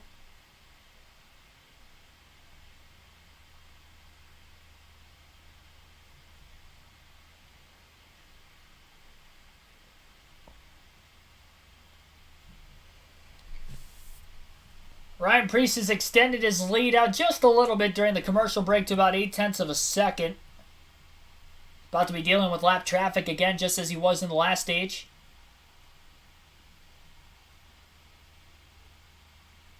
Chase Elliott falling back to 28th place during this green flag run. All the way through the corners right now. I can't say the same for his teammate Bowman, who has been flying his way up through the field. Passed Hamlin a few laps ago to move into the top 5, and last time around had the fastest lap on the track. He's a tenth and a half faster a lap than these first 3 cars. Extremely fast, Jamie. Yeah, yesterday that wasn't the case for Alex Bowman. He started 23rd. He practiced about the same. But the good news for him, Blake Harris, the man on the left, his crew chief, back on the box. They have great chemistry together. They just started working together this year. But they've been adjusting on this race car before the race and that last stop. They made an air pressure adjustment. So he's coming through the pack and doing well. And Mike, remember, he was out with a concussion in the fall race here, so he didn't have this tire. They're just learning on the fly, and it's paying off so far. Well, lessons well learned and applied. Good timing, too, because he's catching these leaders as they're catching the lappers. Going to have more trouble in those lappers. That Bowman's one of the only cars that can make passes, quality passes, that is on fast cars. He went around Denny Hamlin like he was tied to a tree.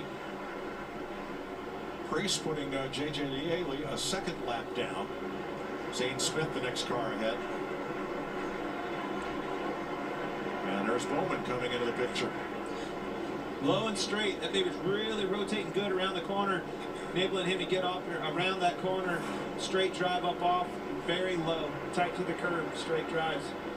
A lot of speed. And I would think you gotta believe that the change that they made is probably going to relay to the other 3 Hendrick cars. You know, as far as the next adjustment, maybe if they are fighting the same thing, try something, because he's definitely the quickest Hendrick car out there. Exactly what I was thinking, Bobby. If I was, Larson or Byron, I promise you, you're hearing chatter on their radios. Hey, what's up, 48 got? Yeah, what is up? Woke that baby up. Lap 180 will be the end of stage 2. Now Zane Smith is on the lead lap in the 51, trying to keep from going 1 down. And Anthony Alfredo and Ty Dillon ahead, who are already 1 down ahead of the leaders. Ryan Blaney, it seems, takes off, makes up a lot of spots, and then plateaus. In stage 1, he's kind of stopped moving forward at 13th place. Here he is at 15th after restarting 13th at the end of stage 1. Same shift in there. It just doesn't take much effort at all with these new cars and the way they shift. It was a big deal at first, thinking, man, they're shifting out there, but as you can see, it doesn't take much effort to make those shifts. Yeah, that's I guess the next thing is a paddle shift to make it a little bit easier, but pretty smooth with the wheel, Bobby. Yeah, I mean, I don't know why he didn't have the speed that he had earlier, but he also didn't have that till later in the run as well. So they might have went wrong on his adjustment, and you see the 48 go by the 4 car for position. So that's to your point, fast. Alex Bowman up to 4th. I guess with the shifting now, 4 times a lap, you could almost refer to this as a road course with all left turns. Guys, I'm looking at my lap time graph here, and it's unbelievable. All the rest of the cars, I got 5 or 6 Turn cars. 2. Harrison Burton goes around, and that will put us under the first caution for cause of the day. Lap 133. There's 5 or 6 cars on this graph. They're all on top of one another, and the 48 in blue is an inch below everybody. Pretty impressive. I believe that was just a single car spin. Didn't see any contact. It is the second caution of the day. Well, never mind. There was contact. Eric Jones had gotten into the back of the 21 of Harrison Burton, causing our first spin of the day. Burton goes around, kept it off the wall, and everybody was able to split around him. Those 2 cars were outside the top 20 at the time. Actually, right around 25th was where that spin had taken place. And the leaders would have gotten around Harrison Burton before he got straightened back out. So Harrison Burton will be a lap down as we run right now. And the free pass will go to Zane Smith in the 51 car for Rick Ware Racing. So he'll get his lap back with this caution. It'd be interesting to see if we get any pit stops. There isn't a whole lot of tire fall off. A little less than a second of fall off through the first 40 laps of the run. So there may be a chance that we could end up seeing quite a few drivers stay out of the pits to keep track position here. It'll be interesting to see what the leaders do. I think the leaders are kind of in a situation where if they stay out, everybody else behind them will pit. And if they pit, everybody, I wouldn't say everybody, but a lot of the field will try to stay out and keep track position because it has been very, very difficult to make passes on the racetrack today. Very similar to last year's Martinsville races, in my personal opinion.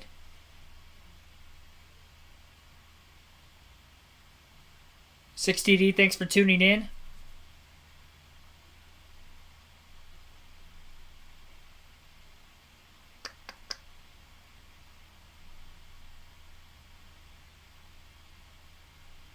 Yeah, track position is definitely key.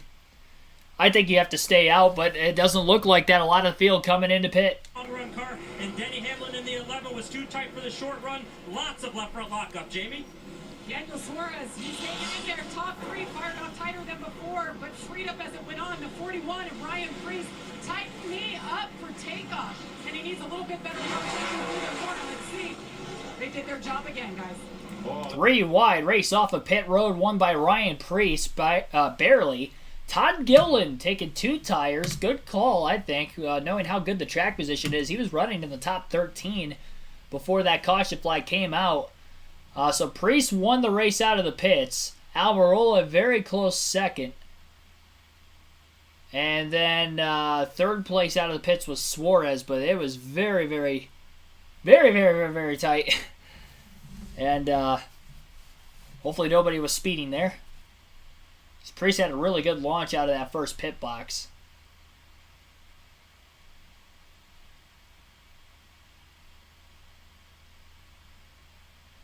Just over 200 people watching right now. Again, appreciate everybody tuning in so far. Be sure to like and subscribe for more daily NASCAR content. We have live race commentary streams every weekend for the top 3 series in NASCAR, Truck, Xfinity, and Cup. Next weekend, though, I will be at Talladega, so there won't be any live commentary streams for the Xfinity or Cup Series race. Trucks are off next week.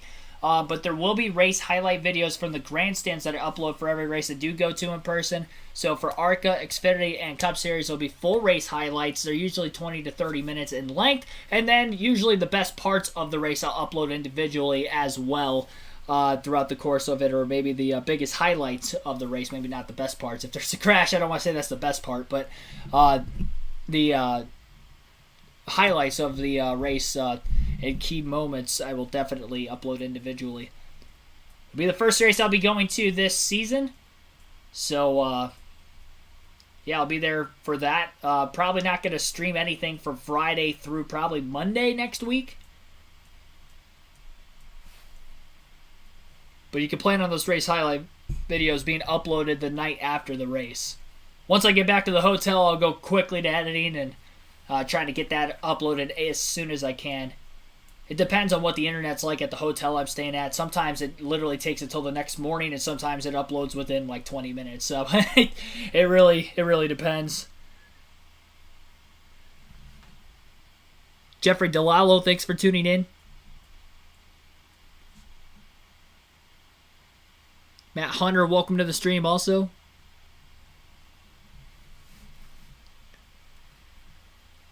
Now, there were some drivers that stayed out of the pits to try to get track position. Brad Keselowski, one of which, I don't think he was a lap down. No, he is 13. It looked like.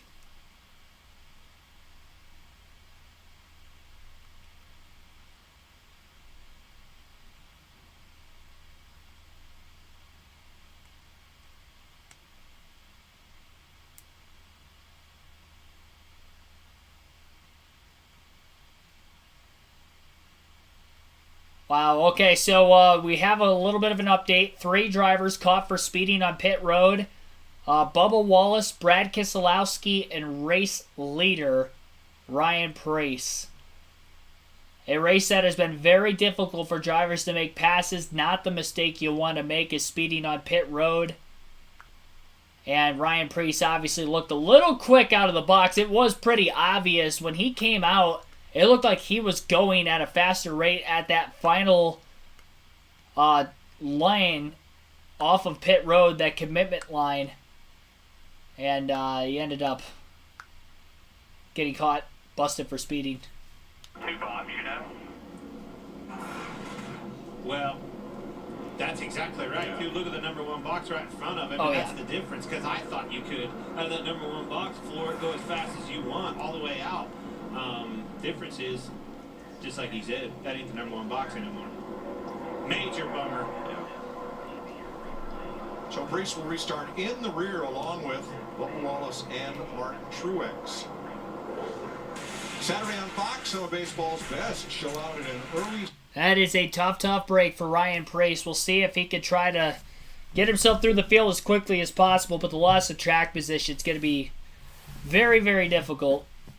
Good news is, still have 260 laps to go in this race, not quite halfway. The bad news is, 260 laps at Martinsville is not a very long time, so we'll see what he can do. Bubba Wallace has a really good long-run car. He was running top 7 all day long, too, so I guess if there's 2 cars that can try to make their way from the back of the field to the front, it could be those 2 specifically, but we haven't seen much success from really anybody, no matter the name or car or driver, at the back to try to do what they're going to do. Field is getting the 1 to go signal this time by. Ross Chastain stayed out of the pits, and he was the only driver to stay out of the pits, so he will have about 40 lap older tires. But we have only seen about 0.8 of a second of fall off. Now, the one of Chastain was stuck back in traffic for most of the day. He was in 25th at the time of that last caution coming out. So I actually like the call here to try to get that track position, because they were not going to get all that back on racetrack, I don't think.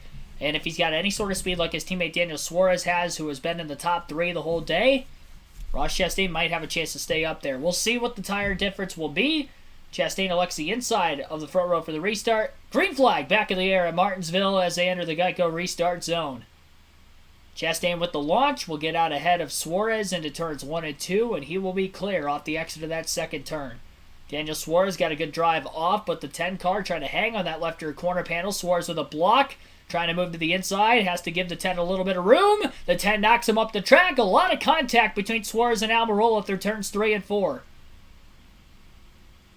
Allows Chastain to get out ahead just a little bit more. The 10 shakes off the bottom again. Todd Gilliland, who took 2 tires in the 38, is all over the left rear corner panel of the 99. May have touched him just a bit. Almirola, though, still underneath the 99 car. Suarez trying not to let him clear. Chase Briscoe, Kyle Larson battling for 6th place on track. Briscoe going to clear him. Wheel hop by somebody further back in the pack, causing a little bit of contact in the middle of the running order. Daniel Suarez uses the 10 car up a lot. Gave up too much room on the bottom, though, for Todd Gilliland. They're 3 wide for 2nd place. Into 1 and 2. Gilliland on the inside trying to take an advantage. Almirola into the back of the 99 pretty hard, and now Gilliland going to get the drive off. Almirola now into his teammate Kevin Harvick as he squeezes him down the track of the back straightaway. And Gilliland is up to 2nd as he clears Daniel Suarez.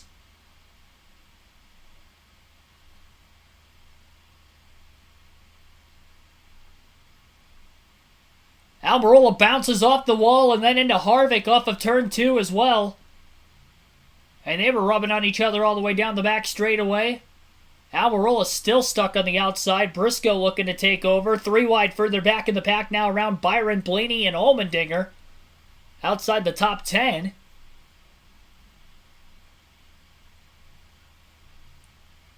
.33 laps to go yet, stage 2. And the 2 drivers at the front of the field are drivers that either took 2 tires or no tires. Chastain stayed out, didn't take any, and Gilliland took 2. Right sides only. Reddick and Larson side by side. Hamlin and Bowman side by side. This is the raciest that we have seen drivers be with one another off this last restart. And Gillen about a second off of Ross Chastain right now. Gillen was actually a little bit quicker than Chastain that last lap, though.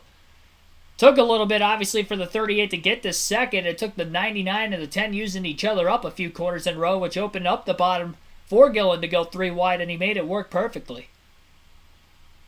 So Almirola kind of ran into the 99 2 quarters in a row, which is why Daniel Suarez ran into the back of the 10 to get back to the inside of him. And then once he got into the back of him, he ran him up the hill a little more in 3 and 4, and that's how Gillen got underneath both of the race cars to take second place over. Michael McDowell sent Blaney into turns 3 and 4 on the outside lane. Overdrove the corner by quite a bit there and caused the 12 car to lose a couple spots, and McDowell lost a few on the outside as well. The 34 car locked the rear tires up quite a bit. I don't know if he was just way late getting into the braking zone or he was maybe upset with Blaney for something. A lot of frustrations starting to boil over. Short tempers on a short track. The shortest in NASCAR here at Martinsville, something you see typically on a race-to-race basis here, no matter the series. Denny Hamlin now to the inside of Eric Almirola. Almirola losing a lot of positions after he got into the outside wall. I wonder if he may have damaged something on the race car as he falls to 8th. Oh boy. Frustration. It's usually on the one that loses on the losing end of those things. Yeah, for sure. And Clint, I'm not to apologize. That one car is hanging out better than I thought he would. I was like, nah, those 40-lap tires are not going to do it, but pretty good wrong. Well, I think it hinted to this. Nobody can go anywhere in the back. And look at Prius back there. It's past 1, maybe 2 cars. Anybody that's been back there. Chastain, that car right there was on the brink of going a lap down in the first stage. Action all around this half mile, as so far in the first half of this race, track position has trumped tires, and now the sun is out full. If there is rain, it is pretty off in the distance. We've got full sunshine for drivers and crew chiefs to deal with now. I don't see any rain in my future here. So, we're looking at a lot of sunshine out this window. And I think it's changing these cars around a lot. You know, the 48 car that was extremely fast, not so much. Just got passed by Brad Keselowski. Suarez, same thing. Even Almirola. That car is not as good as it was when the sun was not out and we're under cloud cover. This track has definitely gotten slicker, and some of those guys have lost their handling on their cars. Kevin Harvick just drove past Daniel Suarez for 3rd place, and Chase Briscoe trying to pass the 99 on the outside through turns 1 and 2, and he completes the pass. Suarez starting to go backwards. There was contact between the 99 and the 10, obviously, which we stated a couple times already. That happened a handful of laps ago now. Both of those cars are going backwards after the contact. This is not a very aero-dependent racetrack, but because of how hard it is to pass in the dirty air, I wonder if that is affecting the handling of both race cars. They just mentioned that the sun is now out for really the first time today. That could be changing those cars a lot, but both of them were in the top 3 all race leading up to this last restart. And Priest, who was leading the whole race up until a speeding penalty, is still outside the top 25, currently at 27th at the rear end of the field.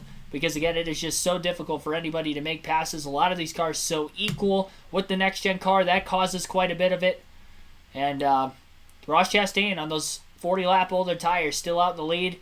And Todd Gilliland still in second for right now. Although Kevin Harvick beating off the back bumper of that 38 car through turns 3 and 4 there. We're down to 20 to go in the stage. Gilliland just trying to hold on a little bit longer now. It's going to be tough for Chastain to go on a stop of 2 tires during the stage break because he went no tires this stop. Those tires are only going to make it so long before they potentially blow, so you don't want to go no tires 2 times in a row, but I guarantee he's going to take at least 2, so he'll probably lose the lead, and I would not be shocked if we end up seeing more drivers go with no tires under this next pit stop to start stage 2, seeing the success that Todd Gilliland and Ross Chastain are having right now, especially the one of Chastain. Gilliland was running about 12th to 13th most of this race before that caution and taking the 2 tires. He ended up gaining 8 spots with the 2-tire stop. Got the 4th and got the 2nd of the restart. Harvick has just passed him for second now, and Kevin Harvick trying to see if he's got anything for Ross Chastain at the front of the field. Gilliland still in third in front of Chase Briscoe, though, for right now. And that's not going to last long because Briscoe is underneath of Gilliland. Through 3 and 4, couldn't clear him. He does clear him off of turn 2, though, and Denny Hamlin now quickly to the inside of the 38. So Gilliland finally starting to lose a little bit of that track position. Honestly, if he can just hold on to the top 10, considering he was just outside the top 10, get some stage points, great call on the 2-tire stop. I think it'll end up working out for him if he can hold on for these final 15 laps. Top 10 right now, Ross Chastain is in the lead. Kevin Harvick is in second place. Chase Briscoe third. Denny Hamlin fourth. Todd Gilliland in fifth. Tyler Reddick 6th, Daniel Suarez 7th, Brad Keselowski 8th, Eric Almirola 9th, and Kyle Larson is 10th.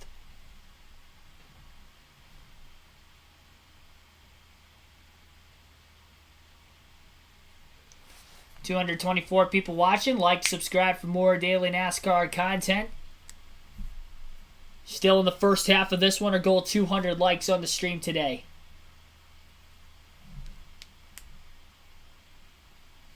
Spotlight drivers and where they're running so far in Stage 2. Kevin Harvick now, meanwhile, to the inside of Chastain for the race lead.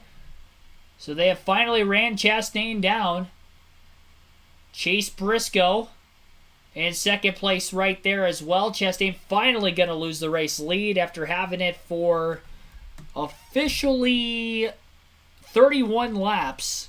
Is what Chastain was able to lead on those 40-lap older tires before finally losing the lead to Harvick. Briscoe looking to get to second place, and he'll actually challenge Chastain to the outside. He's not even going to try to pass him on the bottom. That may give up the inside, though, for Hamlin. Couldn't get the run off the exit of the corner. Now Briscoe crosses to the inside of the 1. So he couldn't get by him on the top. Almost allowed Hamlin to get by the 14. Briscoe gets to the inside of the 1 car. Denny Hamlin in third place if he can get by Chastain and follow the 14 on the bottom. Briscoe clears the 1. And here's the 11 and the 1, side by side for third. Rivals in this sport, let me tell you. They'll keep their noses clean here. And Hamlin and Chastain.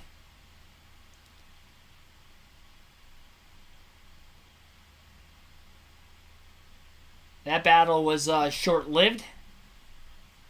Tyler Reddick showing the long-run speed as he's done all day, up to 4th. I think he fell back to 8th on the restart, so he's gained 4 positions since. Todd Gilliland's fallen back to 7th. Suarez and Almirola just behind him in 8th and 9th. So with all the changing of positions going on right now, Kevin Harvick is currently leading.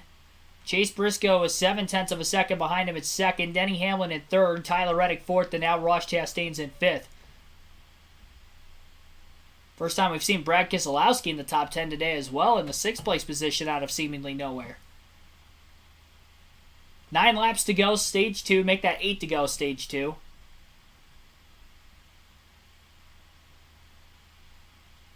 Ryan Preece, Chase Elliott side by side for 25th. Elliott's been outside the top 20 throughout the course of today's race in his return race in that number 9 car. So the 3 teammates have been in the top dozen pretty much all race. Well, Byron actually fell back to 16th on this restart. Byron was fastest in the 20, 25, and 30 lap averages yesterday in practice. Qualified 8th. Was top 5 in practice overall as well. I'm very shocked that Byron does not show the speed today compared to what he had throughout yesterday's practice session and even a little bit in qualifying. Keselowski to 5th, getting by Chastain. Brad, a former Martinsville winner, won the 2020 spring race here. Actually, the 2019 spring race at Martinsville was what Brad Keselowski won. Led over 400 laps that day en route to that victory. Of course, that's not possible in the spring race now with it only being 400 laps. Zane Smith just went a lap down. Sorry, I keep getting Zane Smith and J.J. Yaley mixed up. Smith in the 51. Still in the lead lap. J.J. Yaley loses another lap on track. Harrison Burton in the free pass position over Austin Cindric right now. They battle for that to the end of stage 2. And Mark Truex Jr., who was in 31st, is 18.5 seconds off the lead, but he is not going to get lapped by Harvick for the end of the stage because we have just 3 more laps left in stage 2. Villanor, thanks for tuning in.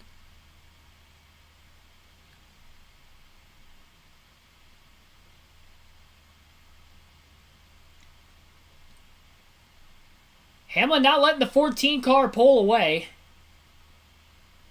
Really, the top 5 running very equal lap times with one another. Harvick was the quickest of them that last lap, dropping a 21.198. And Chastain still in the top 10. He was in 25th, stayed out of the pits during that last caution to get track position, led 31 laps before losing the lead. Still looking to get some stage points, which he wasn't going to get before. And obviously he could stay in the top 10 with the upcoming pit stops, depending on what the strategy looks like amongst everybody that will pit. SHR going to sweep the stages today at Martinsville. Kevin Harvick will win stage 2 after Ryan Preece won stage number 1. Green-white checkered flag in the air for the second time today there for Kevin Harvick. Chase Briscoe finishes second in the stage. Denny Hamlin in third. Tyler Reddick fourth. Brad Keselowski fifth. Ross Chastain sixth. Todd Gilliland seventh. Daniel Suarez eighth. Eric Almirola ninth. And Kyle Larson rounds out the top 10. So there you go. Kevin Harvick wins the stage in his final season in the NASCAR Cup Series. It will get his first stage win of the year.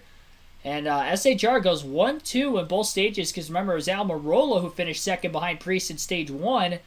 And both of those two outside the top, really 7 in this stage. Ryan Preece, the time of that caution, drove his way up to 23rd. So he gained about 10 spots on the restart. Long way still to go. Going to have to find a way to get that track position back, though. He's got a quick car, but it's been very difficult to pass, as we'll mention many more times compared to the many times I've already mentioned that so far today. Have to keep mentioning it, though, because, I mean, it is a fact, and we could have new viewers, obviously, that have been tuning in over recent laps as well. So we're during the stage 2 break. We'll have pit stops on the other side of the commercial break here for Fox right now. I'll keep the poll up for you guys to vote for. As of right now, 131 votes have been casted. At the halfway mark, we'll close it. So after lap 200, we will close the poll. Other at 47% of the votes. Kevin Harvick, 23%. 17% for William Byron. 13% for Ryan Preece. And that will be your guys' fan vote for who you think will win today's race. Harvick just taking the lead there late in the stage. I wonder if that will swing his vote up at all. 13 Soul, thanks for tuning in. No, I can't show the race. Copyright. Stream will get taken down. My channel will get a strike. Bob Price, welcome into the stream. Hope Busch wins and smashes the clock. Oh my gosh. Could you imagine if like young Kyle Busch did that? Oh my gosh. You thought smashing the guitar winning at Memphis was bad. Was it Memphis or Nashville? I think it was Nashville where he won and smashed the guitar.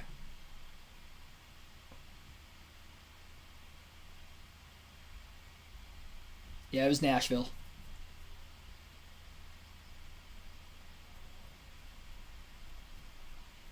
Voted for Harvick, hoping for Rowdy.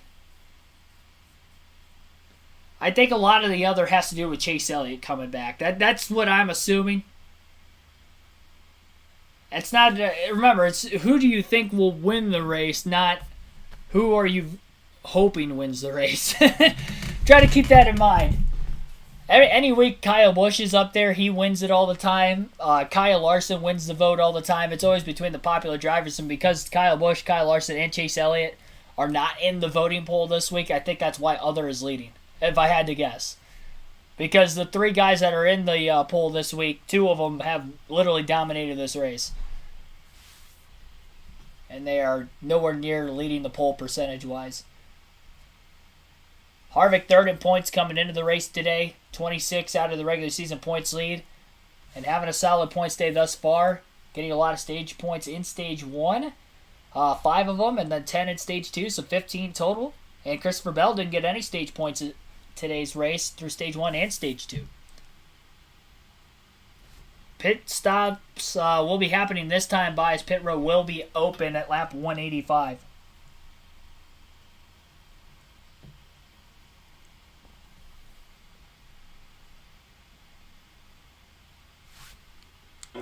Paid off for them boys. 25th, 6th. Kevin Harvick leads. What kind of tire strategies will we see this time? 31 lead lap cars. Harrison Burton will get the free pass after stops are complete. Riga? Like some very good changes for the 11 to Denny Hamlin. Love the forward drive off the corner of the race car. That run just a little too tight in the 2/3 market. Watch the exit here. Spotter Chris Lambert is going to call him off the box as they expect the 22 to come around. And the 14 to Chase Briscoe just wants to be tightened up a little bit. He's slipping and sliding in the sun. Jamie? First stage win of the year for Kevin Harvick. He said he wants a little bit more of that same adjustment. Really good center and off. The 6 of Brad Keselowski, really good run there. Just needs to gain some stability without losing the turn for the 6. There's your race off pit road, sponsored by Ram. Tight race out of the pits. Chase Briscoe wins it. Harvick will go back to second. Both Almirola and Larson up 4 spots. Tyler Reddick loses 5 spots on pit road. Chastain loses 2, and Bell up 3 in the top 10 for the first time today.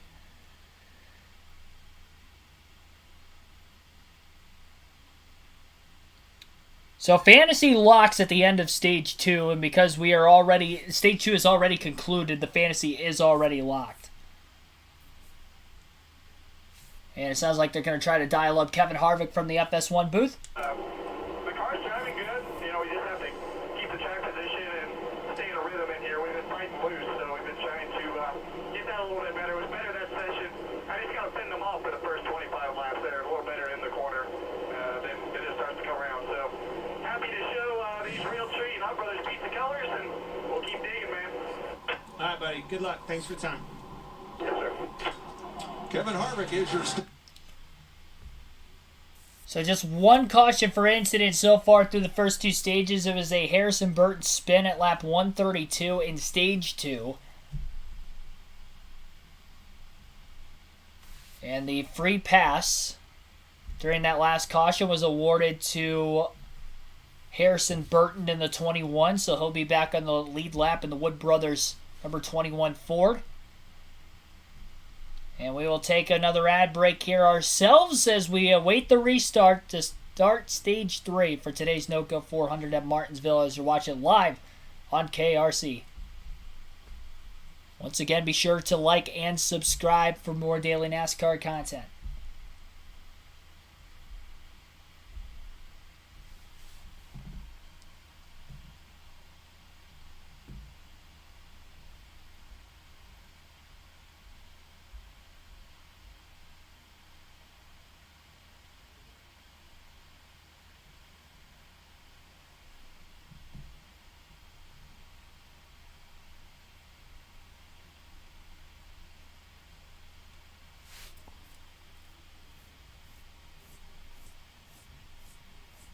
Every clock going off every hour.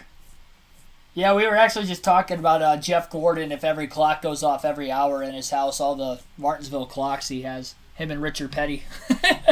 Jimmy Johnson, too. They all won a bunch of races here. Could you imagine? I wonder when they started doing that tradition. That'll be the fun fact of the day. Well, I'm going to Google that right now.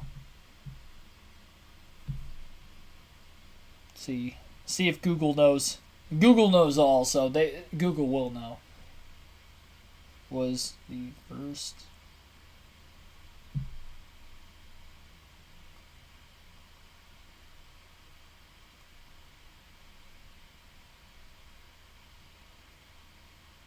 given...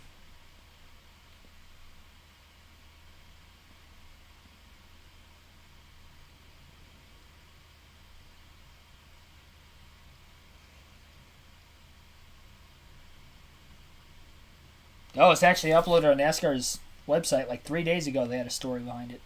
I didn't read it, so I didn't know. Fred Lorenzen in 1964 winning from the pole. So there you go. Since 1964, the grandfather clock has been given to the race winner at Martinsville.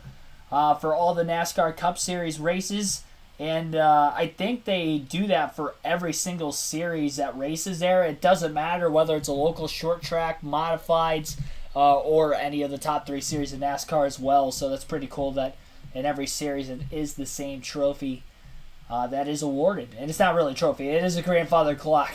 Literally. That itself, in and of itself, is the trophy.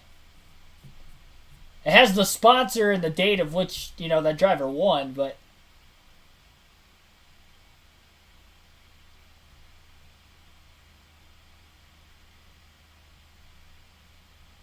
So 1964, Fred Lorenzo in victory from the pole. Richard Petty won here 15 times. He has 15 grandfather clocks. Let that sink in. There's no way he has every single one of them. If that went off every hour, every day of the week, for however many years he has, had those clocks, that would get quite annoying very fast. Just sitting around, I gotta do something with these clocks. Gotta find a way to get these clocks out of the house.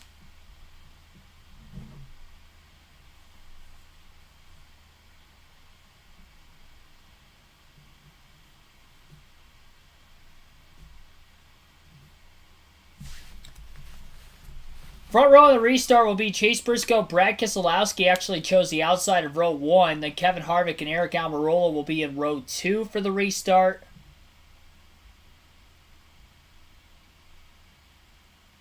Row 3 is going to be Denny Hamlin and Daniel Suarez. Green flag back in the air. Chase Briscoe gets the launch.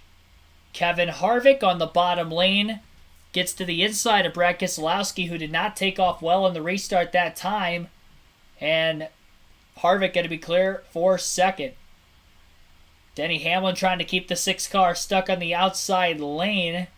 Was not able to get down to the bottom very quickly. Eric Almirola, on the other hand, was from the outside of row 2 as he dropped in line behind Hamlin. Kyle Larson getting by Daniel Suarez. Tyler Reddick on the inside of the 99 as well. Battling for 7th on the racetrack. It's the first time Chase Briscoe has led today. 3 of the 4 SHR Fords have now led at least 1 lap. Priest still leading the most after leading over 115 laps.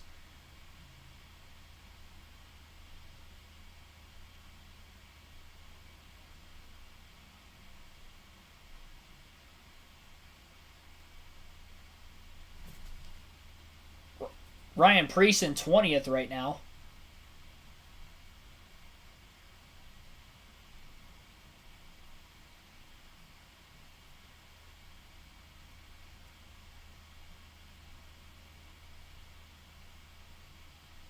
So Chase Briscoe is, he has the lead right now, but Kevin Harvick has definitely kept the battle close.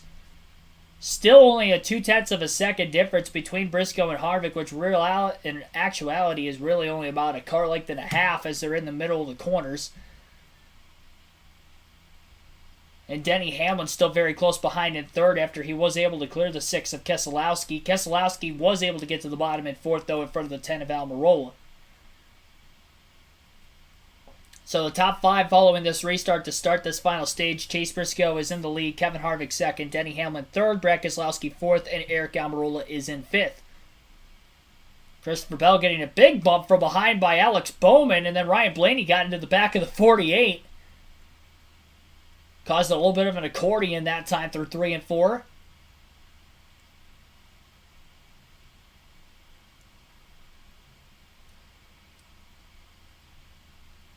Yeah, SHR 4 is really quick, but the Penske 4s have not been good pretty much all weekend. Started in practice yesterday. None of them were in the top 15. And then qualifying, Logano qualified in the 15th place position, but had to drop to the rear at the start of the race, and he's been nowhere inside the top 20 the whole day. Ryan Blaney, who started 31st, got up to 13th, and he's been stalled between 13th and 15th the rest of the way once he got there. At the end of stage 1. Back to overcast skies, though. The sun came out for a little bit right at the end of stage 2, and when they went back to racing here for stage 3, everything for the most part has been clouded around the racetrack. We are at the halfway mark, though, in today's race, so we will end the poll in the chat. 145 votes were casted. 46% said other was going to get the win. Basically, that is every driver outside of Harvick, Byron, and Preece. Harvick had 22% of the votes. Ryan Preece had 14%, and William Byron had 16% of the votes. So appreciate everybody that did vote in that poll. Joe Creech, thanks for tuning in. Owner get a clock or the driver? I think Hendricks won here like 25 times, so I would have to imagine. I think the driver. The driver usually gets the trophy. Well, it's weird because the owners keep the trophy some of the time, and then the drivers keep the trophy some of the time. Because I've been inside the Penske race shop in Mooresville, North Carolina before, and they have a bunch of trophies. So I think they have some of them, but I'm sure they probably make like replica trophies too, that they probably give the driver, or vice versa, that the team maybe keeps the actual trophy and then the replica goes to the driver. I'd imagine some of the more prestigious trophies like a Martinsville Grandfather's Clock or the Harley J. Earl Trophy, like those trophies, I'm pretty sure go to the drivers. I doubt that the team owners take that away from them. Especially when the team owners probably have multiple of them. Majority of the time.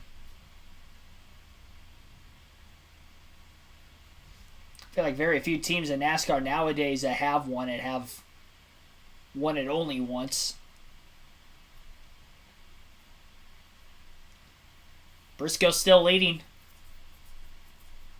He was one of the sleeper picks coming into the race today that I ended up having. The others were Bubba Wallace and Ryan Preece. Coincidentally enough, they both had speeding penalties during their pit stops under a caution period at Stage 2, and they're still outside the top 20 with Preece in 21st and Wallace 23rd as they've been stuck in traffic.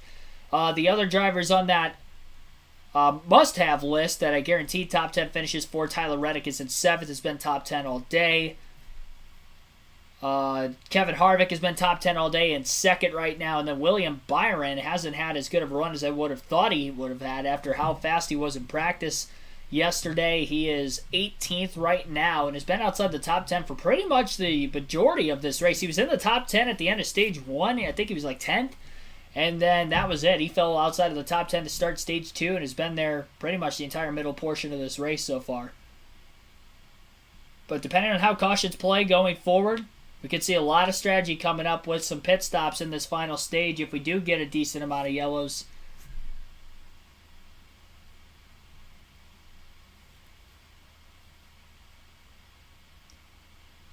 Everybody will have to make one pit stop in this final stage yet. 220 laps was the final stage distance, and these guys can go maybe 130 laps or right around there on fuel. Be very risky to try to push it beyond that. That will give us about a little less than 90 to go in the race.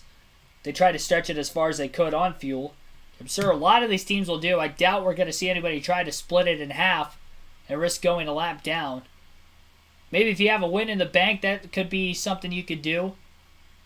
Being locked into the playoffs already, but if you don't have a win, that'd be way, way too risky. We'll go through the full field running order real quick as Fox goes to a full screen commercial break here in Stage 3. Chase Briscoe is your race leader, 0.6 of a second ahead of Kevin Harvick in 2nd place. Denny Hamlin is in 3rd. Brad Keselowski 4th, and Eric Almirola is in 5th. Kyle Larson at 6th. Tyler Reddick 7th. Todd Gilliland in 8th. Daniel Suarez 9th, and Ross Chastain is in 10th. Christopher Bell in 11th, Alex Bowman in 12th, Ryan Blaney 13th, Ty Gibbs 14th, Corey LaJoie 15th, AJ Allmendinger 16th, Ricky Stenhouse Jr. 17th, William Byron is in 18th, Justin Haley 19th, Chase Elliott is 20th, Ryan Preece in 21st, Kyle Busch 22nd, Bubba Wallace 23rd, Joey Logano 24th, Chris Buescher 25th, Eric Jones 26th, Michael McDowell 27th, Austin Dillon 28th, Noah Gragson 29th, and Martin Truex Jr. is 30th. Zane Smith in 31st. Harrison Burton. Zane Smith 31st. Harrison Burton's 32nd, and the last car in the lead lap. Ty Dillon is in 33rd place. 34th is Austin Cindric. Anthony Alfredo 35th. J.J. Yaley 36th. All 36 cars still in the race. Harrison Burton spun, bringing out our only caution for incident in Stage 2. And we had the 2 stage breaks for a caution, so just 3 cautions total. We've had 4 different leaders and only 4 lead changes amongst them in the race. Ryan Preece has by far led the most laps to this point with 136 laps led. Kevin Harvick has led 19. Our current race leader, Chase Briscoe, has led the second most laps with 32 and counting. And then Ross Chastain has led 31 laps in today's race. 72.91 miles per hour is the current average race speed. 1 hour and 33 minutes to this time since the drop of the green flag at the start of the day, as we've completed 216 out of 400 laps. As we are in the final stage, so that's kind of the race summary up to this point for the NOCO 400 at Martinsville.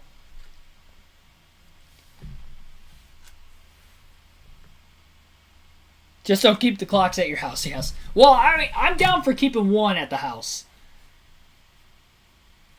For being a race fan, I would love to have a grandfather clock one day, just because it is a Martinsville trophy. I just wouldn't have like the etching in the clock of like what day I won at Martinsville, because I've never won at Martinsville before. I have in a video game, just not in real life. Not quite the same. Robbie Crawford, thanks for tuning in. Rylan Mangan, thanks for tuning in as well.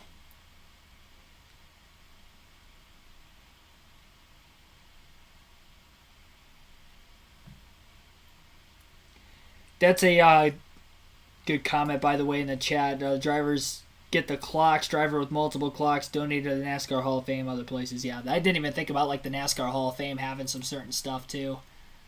Sure that they would have some trophies there. I'm sure they have a grandfather clock at Martinsville.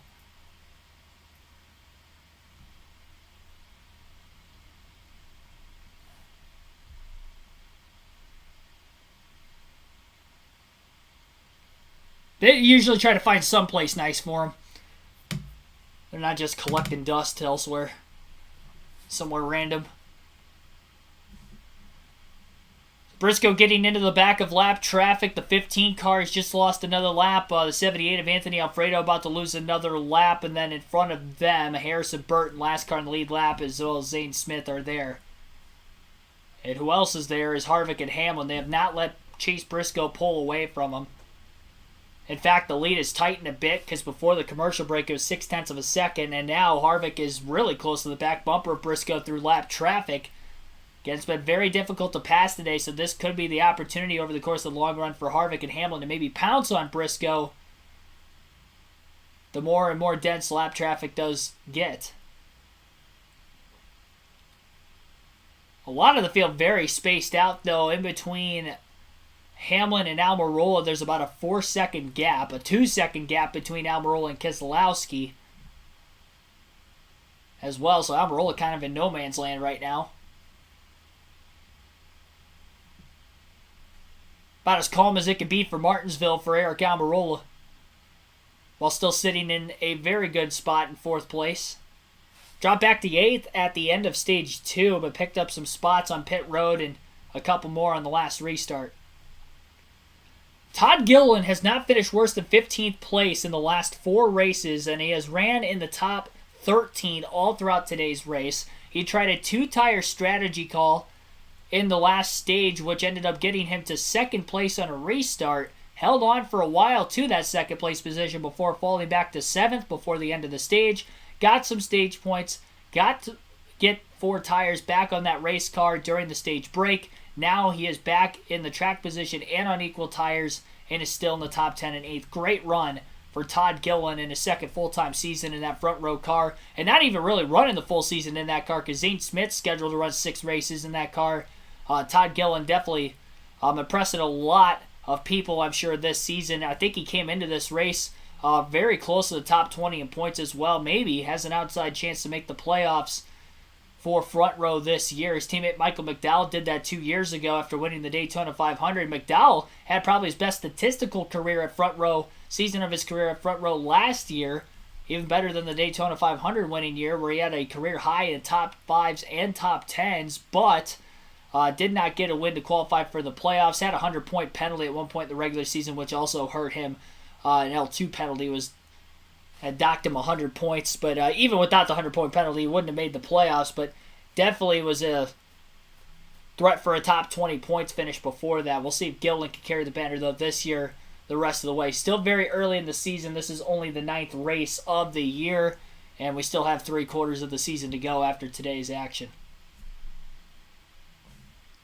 Almirola's picked up a little bit on the leaders. Again, he hasn't really had any cars around him. He has been running quicker lap times on the 3 cars ahead of him. Last time he ran a 21.222. And race leader Chase Briscoe ran a 21.385 and 21.4s for both Harvick and Hamlin in second and third.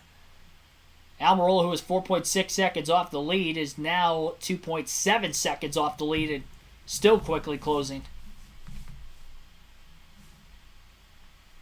So we'll keep an eye on Almirola if he can get to the top 3 through lap traffic.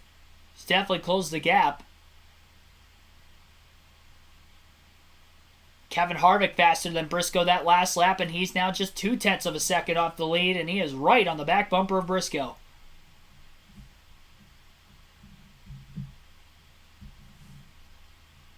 Lost a little bit of time in whatever corner they just went through, depending on what side of the racetrack they're on. Now it's back to 0.4 of a second. Wonder if Briscoe potentially passed the lap car and Harvick couldn't get around that said car, whatever the case.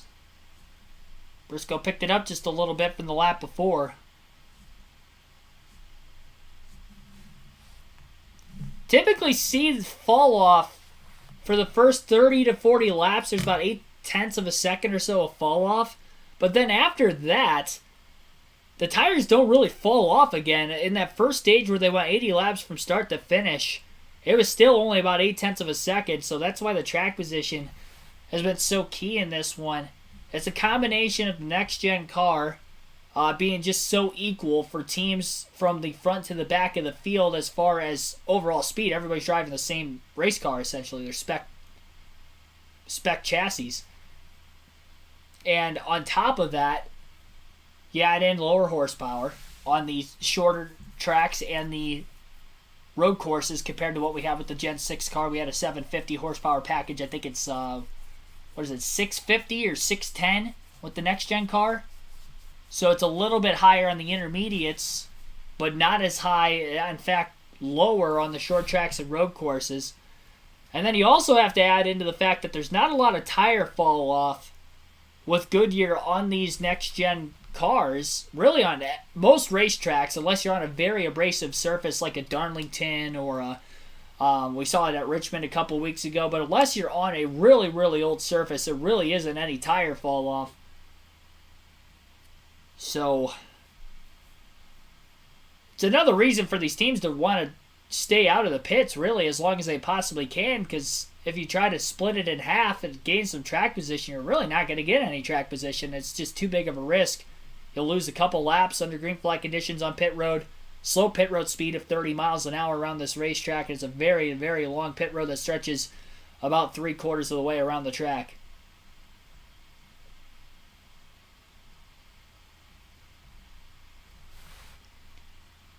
Tyler Sharping, thanks for tuning in.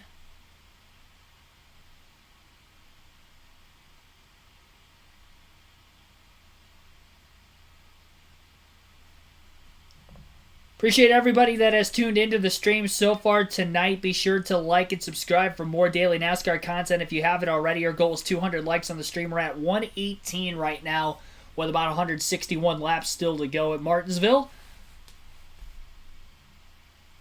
So again, our goal 200 for the stream today, and we're getting there.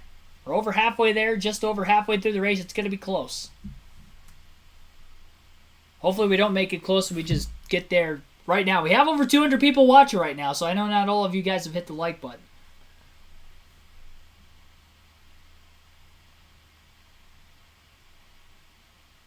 Looks like Fox heading to a commercial break right now as Briscoe continues his lead. I think he's led every lap so far of Stage 3 after he won the race off pit road during the Stage 2 break pit stops.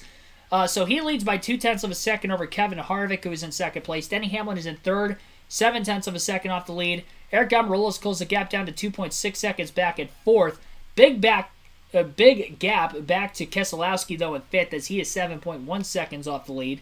Kyle Larson is 6th, is 7.6 seconds back. Tyler Reddick is 8 seconds back at 7th. Todd Gilliland, 8.4 seconds off the lead in 8th. Daniel Suarez is 9.6 seconds back of Briscoe in 9th. And then Ross Chastain is in 10.2 seconds off the lead. The don't have picks that I have for drivers that I predicted to finish outside the top 10 today. Christopher Bell is in 11th. Joey Logano's had a rough day. He's in 23rd. He hasn't been in the top 20 at all this entire race. And then the other driver would have been Austin Dillon. He is in 27th. Which I was not going to be shocked if he finished outside the top 25 with how bad the RCR cars looked. Especially Dillon in practice and qualifying yesterday. But Kyle Busch struggling too back in 25th. An off performance for both of those drivers today.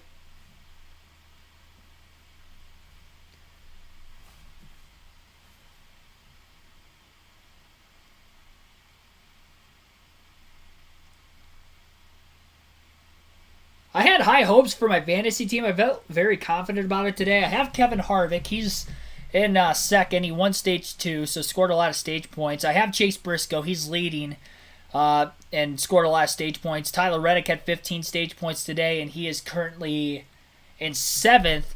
But I'm lacking a little bit because Kyle Busch is not doing as well as I thought he would. He's in 25th. I thought maybe he could be borderline top 10. And then I have William Byron, who was my pick to win the race today. And he is outside the top 10 and 18th. He has been pretty much outside the top 10 all day. He has 1 stage point, which was finishing 10th in stage 1. And started 8th. And yeah, he just has not had nearly as quick as a car as I would have thought he could have had.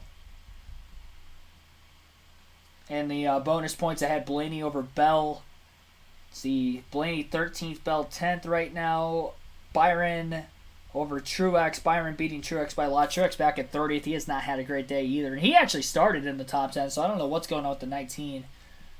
Priest is ahead of Austin Dillon at least, because I figured Dillon was going to have a poor run, and Priest was on the pole, so that was kind of a no-brainer. And I had Kyle Busch ahead of Denny Hamlin. I'm probably going to be wrong on that, because Kyle Busch, he's still in the lead lap, but he's in 25th, and Hamlin is actually up to 2nd now. So Denny Hamlin had passed Kevin Harvick during the commercial break. And he is all over the back bumper of race leader Chase Briscoe. Lewis, thanks for tuning in. I think Harvick's got a good chance to win today. I had him as a must-have. For whatever reason, I didn't pick him to win. No, honestly, it was hard for me to say Harvick was going to win just because he hasn't won this year, although he has had consistent speed. But I did think he was going to have a good car. I thought I was the most confident in him of the SHR Force just because of the consistent speed he's had versus the rest of them this year. And as a whole, that organization has looked very quick this weekend.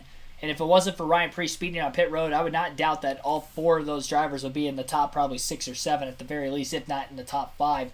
Because the other 3 are still your 1st, 3rd, and 4th on the racetrack. Almirola's cut the lead down to about a 2.5 seconds himself here. Hamlin has closed in on Briscoe, and if he can get to that back bumper, you can bet he's going to use it to try to take the lead. He probably owes Briscoe one after Briscoe spun him back at Indy a 1.5 years ago, when Briscoe had gotten penalized on a late race restart for cutting turn 1, and ended up turning Denny Hamlin thinking he wasn't going to get penalized, and he ended up trying to battle it for the win, and cost Denny a shot to win that race. Hamlin gets to the inside of the 14. He's going to race him straight up for right now, though. Still early enough in the race. I haven't really seen a pass for the lead on a long green flag run at all yet today. It's pretty much all been on pit road or on restarts. Unless Chastain got passed for the lead, obviously, by Harvick at the end of stage 2. But he also had 40-lap older tires on equal tires, though we have not seen a pass for the lead. Hamlin trying to be the first one to make that happen. He's been side-by-side with Briscoe for about 2 laps in a row now on the inside of the 14 car. And the more they run side-by-side, the more Kevin Harvick may get up into this battle. The 11 car hanging on the left rear corner panel on the straightaways. Briscoe a lot wider, giving Hamlin a pretty decent chance to try to get a drive off. Briscoe chatters the front tires off of turn 2. Hamlin got a better drive off on the bottom that time. Couldn't clear the 14, but had the nose out in front into 3 and 4, which he did not have the last couple corners before. But Briscoe's so good off of turn 4 led that last lap again at the line. Denny Hamlin taking the short way around. Still side by side for the lead between the 11 and the 14. Clean battle though so far. A lot of respect between these two drivers.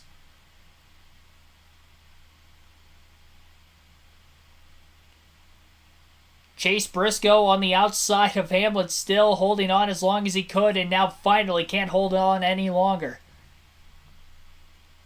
Denny Hamlin has taken the race lead for the first time today.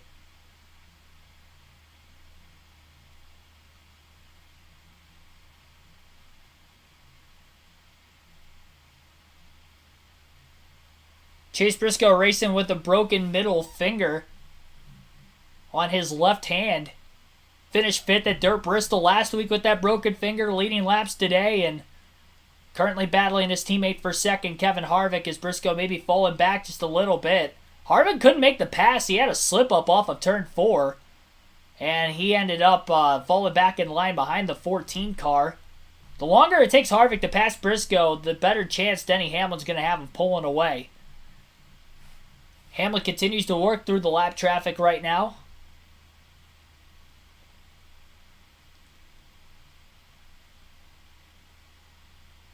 Having a little bit of a lag on my TV. It kind of cut out there a couple seconds ago. Come on. Oh my gosh, it rewinded so far back. Started talking about Chase Briscoe's broken finger again. I got to log out of Hulu real quick and log back in. Apologize for this.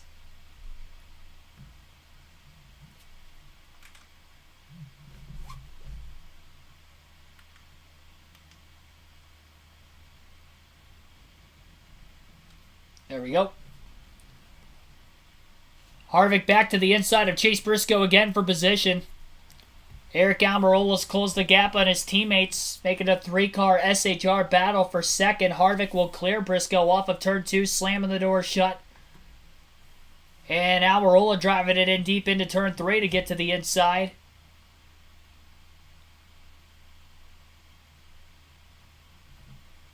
Corey LaJoie he is losing track position. I believe at the start of stage 3, he was right around 14th.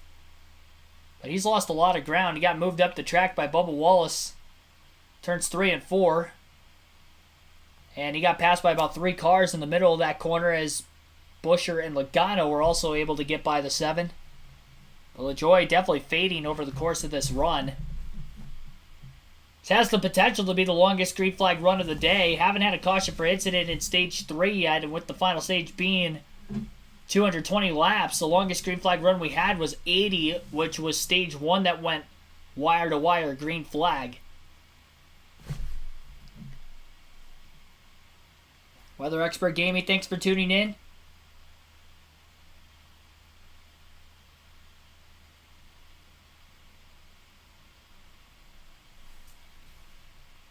Denny Hamlin is getting through the lap traffic a lot better than what Chase Briscoe was. That is most of the reason why he is pulling away.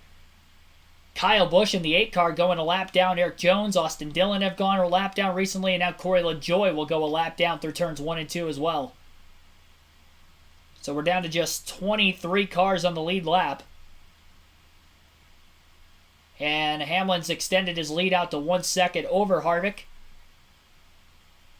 Over Eric Almirola, he has a 1.5 second lead. Almirola up to 3rd after passing Chase Briscoe. Briscoe is in 4th, 2.1 seconds off the lead after just losing the lead not that long ago. Brad Keselowski's in 5th place, 7.6 seconds off the lead. Kyle Larson is in 6th place, 8.4 seconds off the lead. Tyler Reddick in 7th, 9.3 seconds off the lead. Todd Gilliland in 8th place is 9.8 seconds off the lead.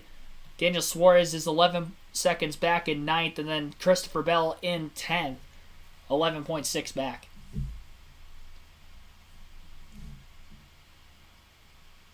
Harvick 2 seconds off the lead now. Definitely not getting through lap traffic as good as Hamlin. Hamlin, the best car on the racetrack by far as we run. The only car that's running somewhat similar lap times to him at this point in the run is Kyle Larson. And because we haven't seen a long run since stage 1 as well, I mentioned at the very start of the race today that yesterday in practice, SHR had great short run speed, but they faded on the long runs during the session that they ended up having their practice in, and not all of them were in the same group either. So it wasn't really much of the track conditions at the time that had a lot to do with it.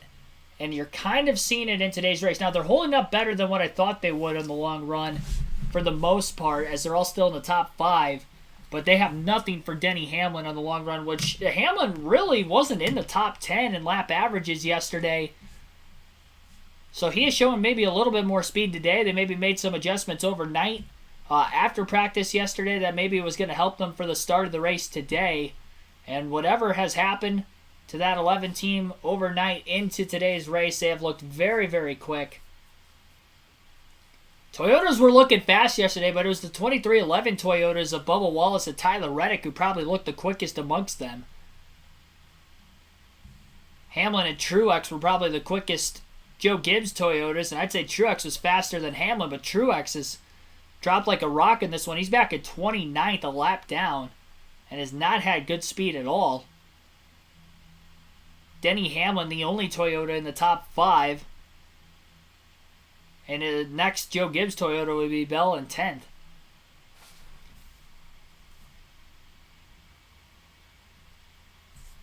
We'll see if he can get it done, though.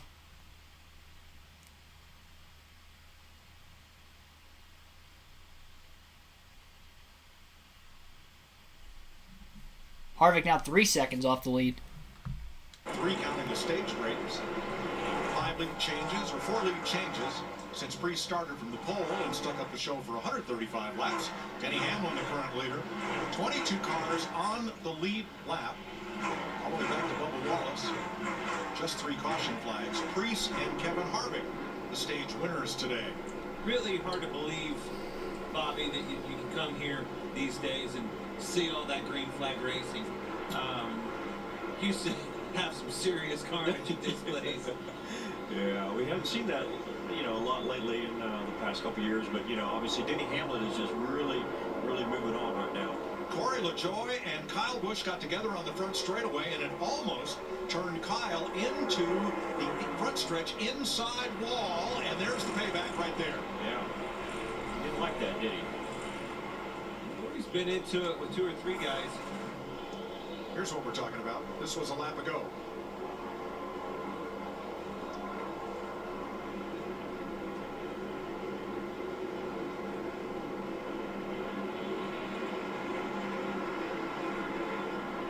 I don't know what Nagu means, but it's translated to near my way or something, because he definitely moved him out of the way there. I don't know what. I don't necessarily think that one was. No, that wasn't the one. Made back. I don't think that was the one. I think something else happened. There was a bigger one. There was a side slam coming down the front straightaway. I was just saying, that didn't warrant what I just saw. No, what you're seeing there is, I think, 400 laps of frustration. Well, actually, the frustration that, with LaJoie has came in the last 50 laps. I mean, he was 16th 50 laps ago. 29th now. Wheels have fallen off the bus. Well, let's listen in on the 7, Corey LaJoie. We have bumper cars out here, man. Trying to get a call. You get back to the 8, you park up pit 4. Oh boy. Well, that's the one. That's the one that warranted. Right. That'll get you hot, Bobby. And they get you repaid. Yeah. Caution might be the 7 if the 8 comes back around to catch you. I think, honestly, with the frustration the 8 had and him needing a caution, I'm surprised you didn't see more of that. How about this? Give me a big shot. What he's doing there. Wow. He's trying to get back on the lead lap. Still. Oh my God. I've never seen somebody do that to the boss before. Passed him and put him a lap down, and really not happy about that, is he? Must not like the way. There must have been something that happened before that. Had to have been. I wouldn't really care. I'm like, I better follow, Now, Wallace is also trying to come back from a penalty. His was for speeding at lap 133. Todd Gilliland in the top 10 here. They had that strategy call where they took just 2 tires earlier, and it's paid off for them. Todd Gilliland's done a great job this year in that car. Really has risen the opportunity. There was some talks. I think he got caught off guard with Zane Smith actually filling in some of the races, getting some races in that car. Didn't like that. Went to work and made it better. So Ryan Preece, who got a self-imposed penalty for speeding, firing out of his pit box earlier at lap 133, was able to get right to the top 20, but the leader keeps advancing, and the pole sitter going a lap down to Denny Hamlin. It just shows how fast Denny's car is right now. I mean, this longer run, obviously, Denny's been able to go out there and put some good cars a lap down. He's catching Chase Elliott here, but how about that good car that he's putting a lap down? That's a really good car. I mean, unbelievable. Now he's in the wall. Ran out of racetrack there. Cannot beat yourself. Ryan Preece and that team, they show this. Trying so hard.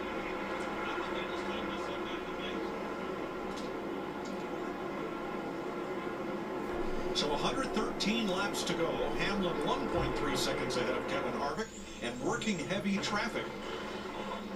Ryan Blaney. Unscheduled, Larry? Mike, it's definitely way shorter than what they can run. They can probably run another 40 or 50 laps, but what I'm seeing now, we're closing in on the second 3/4 of fall off, and I think if your car's handling bad, it's only going to get worse. So maybe some of them are really starting to short pit. Yes, here comes Alex Bowman, who is also short pitting. As Larry says, they can go the distance from here. And Ryan Preece was able to pass Chase Elliott and drive away from Denny Hamlin. Alex Bowman get a short pit. Here's Wallace back alongside Hamlin, who is inside of Haley. That's the preferred line. Now he's going to have to deal with Blaney just ahead. Big stack up here at turn 3.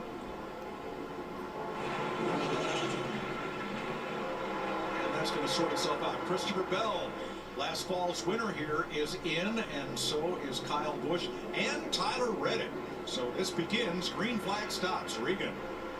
Like the 45, and Tyler Reddick has been too loose in and a little bit tight in the middle throughout the day. Right now he's been managing a lot of that with the brake bias. They're going to give him 4 tires here. Kevin Harvick is in. And so is Haley.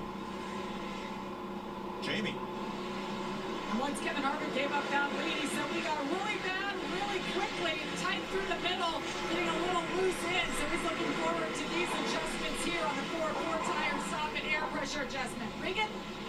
Eric Almirola, the 10 car, after contact earlier with the 99 of Daniel Suarez, was worried that that race car had something bent. It was so loose to start this run. It's come back to him, though. He's happier with it right now.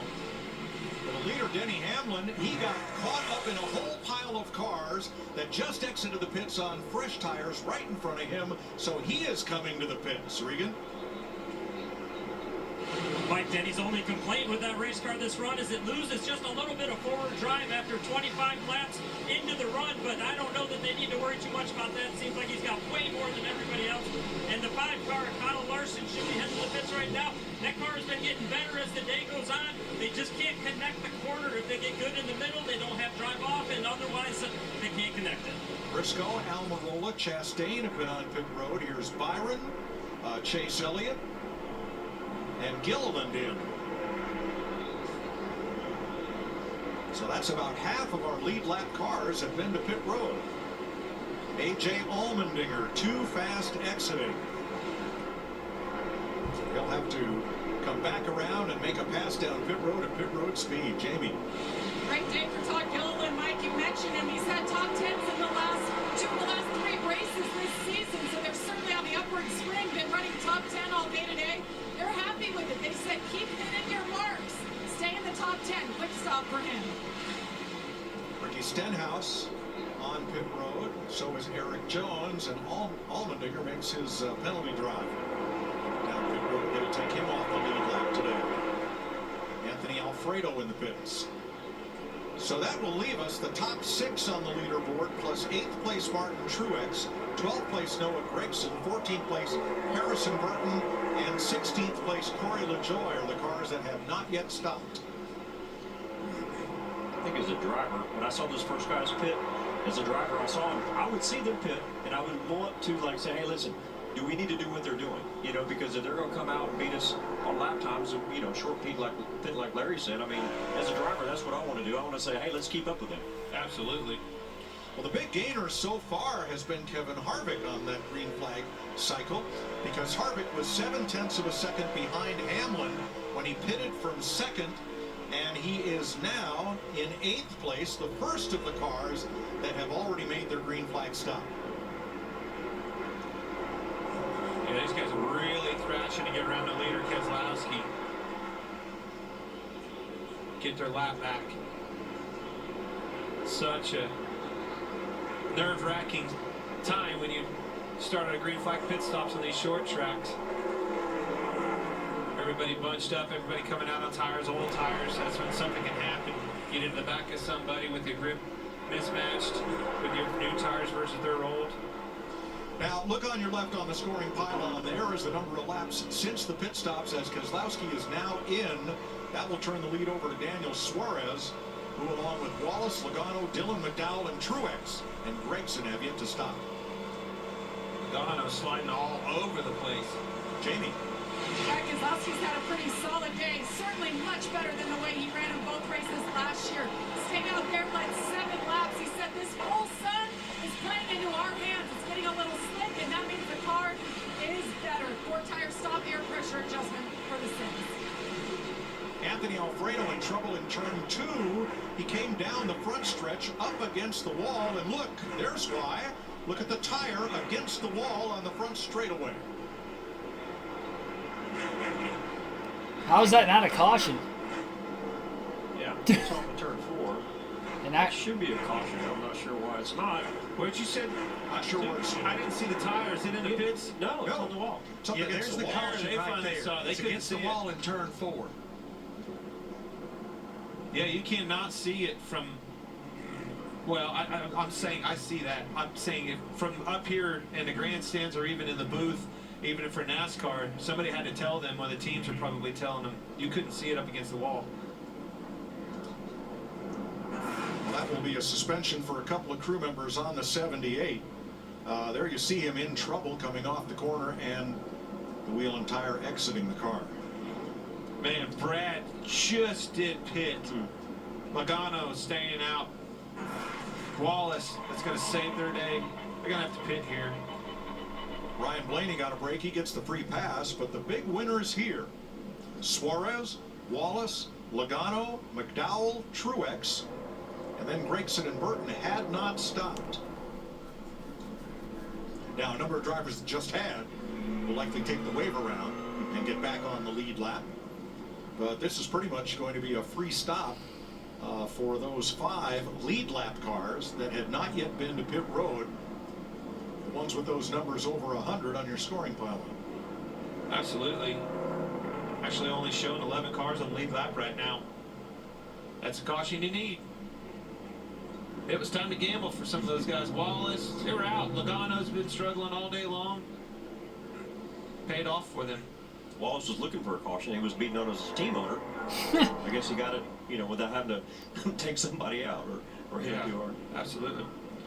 Huge turnaround for them in their day. New life, new shot in the arm. Yeah. It's exactly what you needed.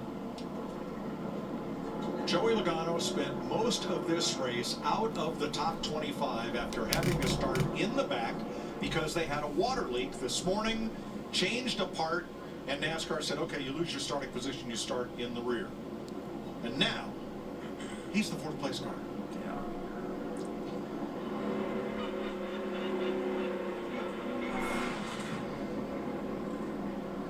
Yeah. Eric Jones, we're told, has been penalized. Improper fueling on the 43. So Martin Truex up into the top 10 after he was mired down around 25th place for a while. Yeah, he was hanging out there and slipping and sliding. I mean, he got a lap down after several laps, and definitely looked like he needed a major chassis adjustment. So this is going to perk his day back up. All those cars that haven't pit yet are now on pit road. That stopped under green. Kevin Harvick in the best place right now, 3rd place. Denny Hamlin, who was leading on the green flag stops, now 5th. Regan?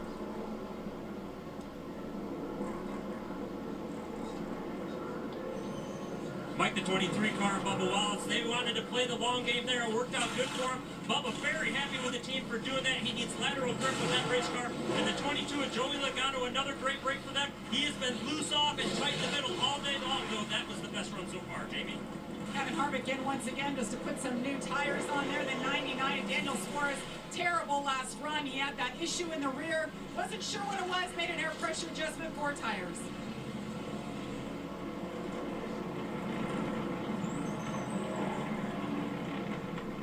So Suarez leads them off pit road. Bunch of drivers up ahead. That did not stop. And 94 laps to go under caution for debris as a right rear tire from Anthony Alfredo's 78 car had fallen off after the lug nut was not secured during green flag pit stops.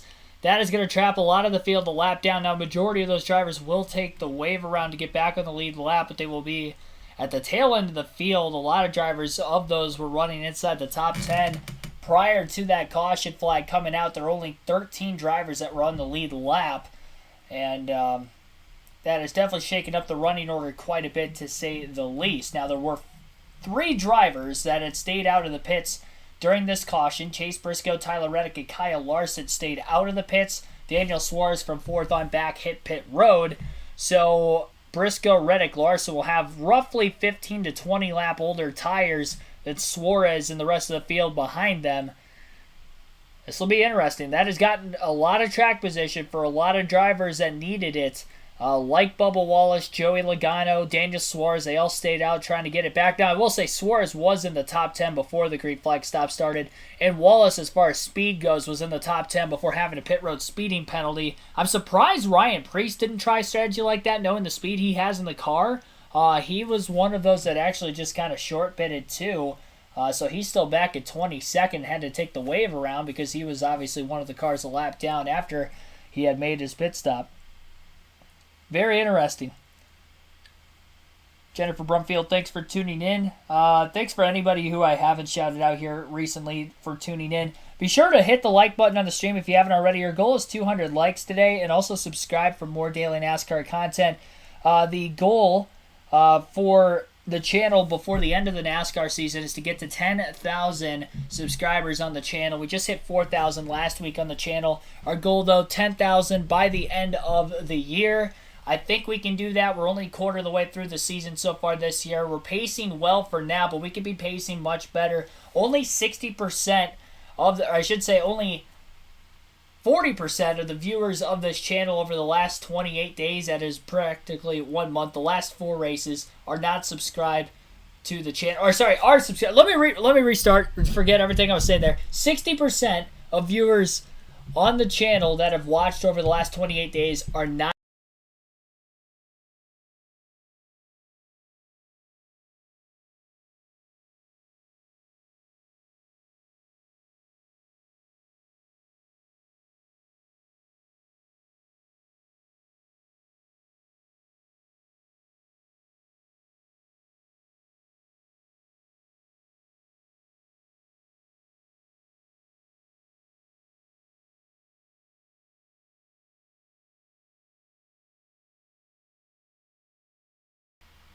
Okay, we're good. My mic went out there.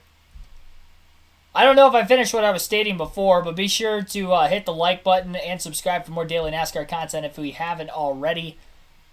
Our goal is to get to 10,000 subscribers before the end of the year, and the subscriber count recently has kind of stalled out just a little bit. We just hit 4,000 subscribers on the channel last week, but the goal can definitely become factor. Yeah, so 60%. Yeah, I was messing it up, and then my mic somehow got disconnected. I don't know why OBS stopped reading my mic. But regardless of the fact, 60% of viewers over the last 28 days are not subscribed to the channel. So I'd appreciate it if you did. If you want to do the math there, we've had about 60,000 views on the channel. If 60% of those 60,000 views on the channel over the last month are not subscribed, you can see where the channel could go. Yeah, honestly, appreciate all the support I've gotten, obviously, over the last year and a half or so with doing, not even a full year and a half, doing these live commentary streams. So appreciate everything. Living my dream. Right now, being able to broadcast NASCAR races, even though it's not in TV or radio, I'm still able to do that for you guys right now. Hopefully, the goal down the line is to grow the channel, and maybe that'll become a reality someday. As for today, we are going racing. 88 laps to go in the restart. It'll be Chase Briscoe, Kyle Larson in row 1, and then Tyler Reddick, Kevin Harvick in row 2. Green flag is back in the air. The dash for cash is on. And the grandfather clock will be awarded to just one man here today. Who will it be? Chase Briscoe and Kyle Larson nearly getting together off of turn 2 as Briscoe is able to clear Larson. And Larson nearly turns himself off the front of the 45. He moved down way too late in the middle of the corner, made contact with Reddick.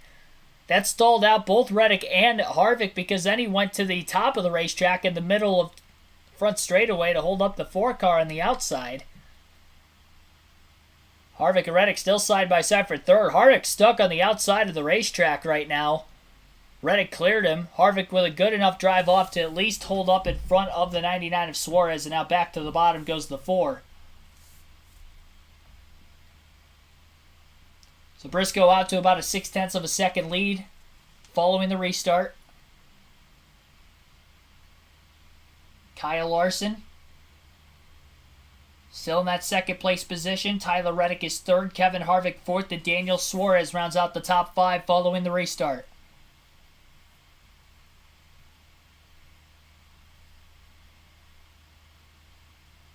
Interesting fact there, too, that Mike Joy just dropped in the broadcast that Kyle Larson in second place. This is the highest any of the 400 cars have been in the running order so far.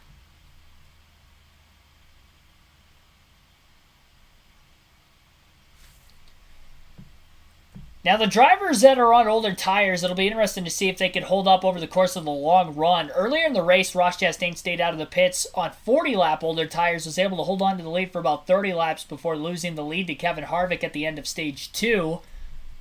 But only 20-lap fresher tires for the rest of the field. Will they be able to hold on longer, and will they be able to maybe even just hold off in general? And maybe Harvick won't even have a chance to get around the 45 or the 5.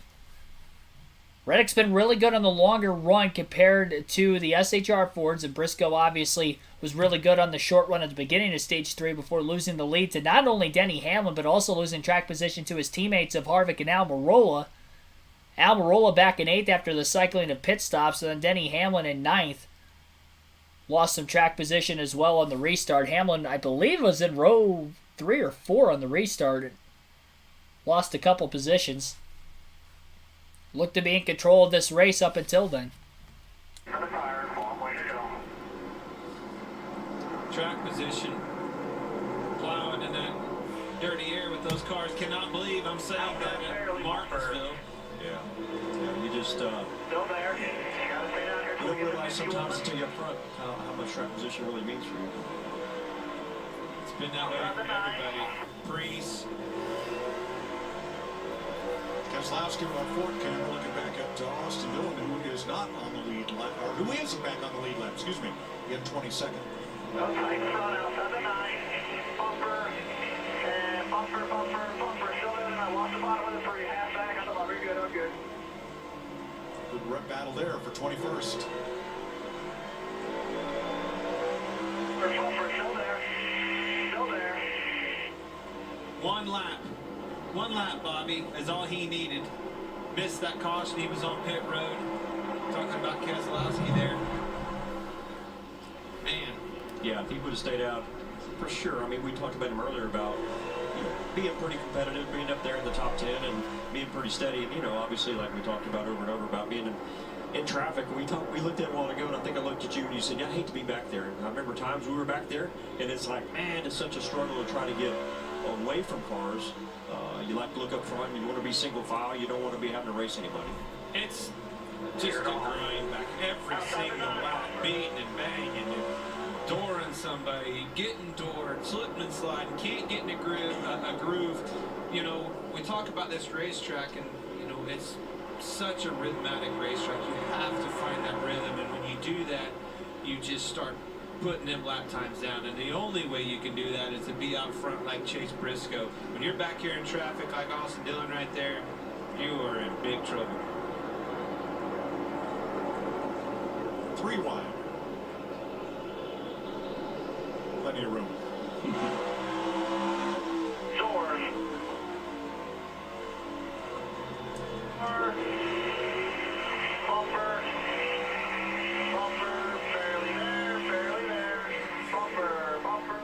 And there's no let up. Now, if you like white knuckle racing, next Sunday the NASCAR Cup Series returns to Fox as we head to Talladega. Catch all the action with the pre-race kicking off at 2 Eastern, and then engines fire for the Geico 500 at 3 o'clock Eastern time. Tony Stewart will join us on Fox next Sunday at the world's fastest speedway. Looking forward to that one. What a wild race that is. Never know what's going to happen there. Talladega sure is a fun time. Larry? Yeah, you see Chase Briscoe in his 14 car leading the race. Of course, they were one of the 3 cars that stayed out. That's how he got the lead. But honestly, that caution was a lucky break for that 14 car, because before the green flag pit stop at lap 292, he was running 3rd, and we couldn't figure out how come he had such a slow stop. We went back and found the fact that the right rear lug nut completely fell off, and the tire changer had to retrieve another lug nut, and they had a very slow stop. He got way behind. So really a little bit of a lucky break for that 14 car. Wow, sure was. So 71 laps to go. Briscoe leads Kyle Larson. 70 laps remain at the Martinsville Speedway for the running of the NOCO 400 today. It has been pretty much spotless for the most part when it comes to cautions. We had one for debris there moments ago for a right rear tire on Anthony Alfredo's 78 car coming off after green flag pit stops. That was at lap 302. We had the stage break at the end of lap 80 and 180 for stages 1 and 2. And then Harrison Burton spun off the front bumper of Eric Jones back on lap 132 in stage 2 as well. As we run, we have 24 cars on the lead lap. A lot of those took the wave round. There was only 13 cars in the lead lap when the last caution flag had came out as we were in the middle of green flag pit stops, and that is why Chase Briscoe is leading right now. Now, Briscoe, Larson, Reddick, they all stayed out of the pits during the last caution. Harvick actually came into pit road. He was running 3rd when the caution flag came out. There were a couple drivers, Suarez and Wallace, I think were the only 2 cars ahead of him that ended up coming onto pit road as well, because they didn't pit before the caution. Harvick did, and then he came back in again to take tires, so he ended up losing track position. If he would have stayed out, Harvick would actually be the leader right now, not Chase Briscoe, so kind of surprised about all that. Ryan Preece, Ross Chastain going back and forth on the side-by-side commercial break right now with 67 to go, trading paint.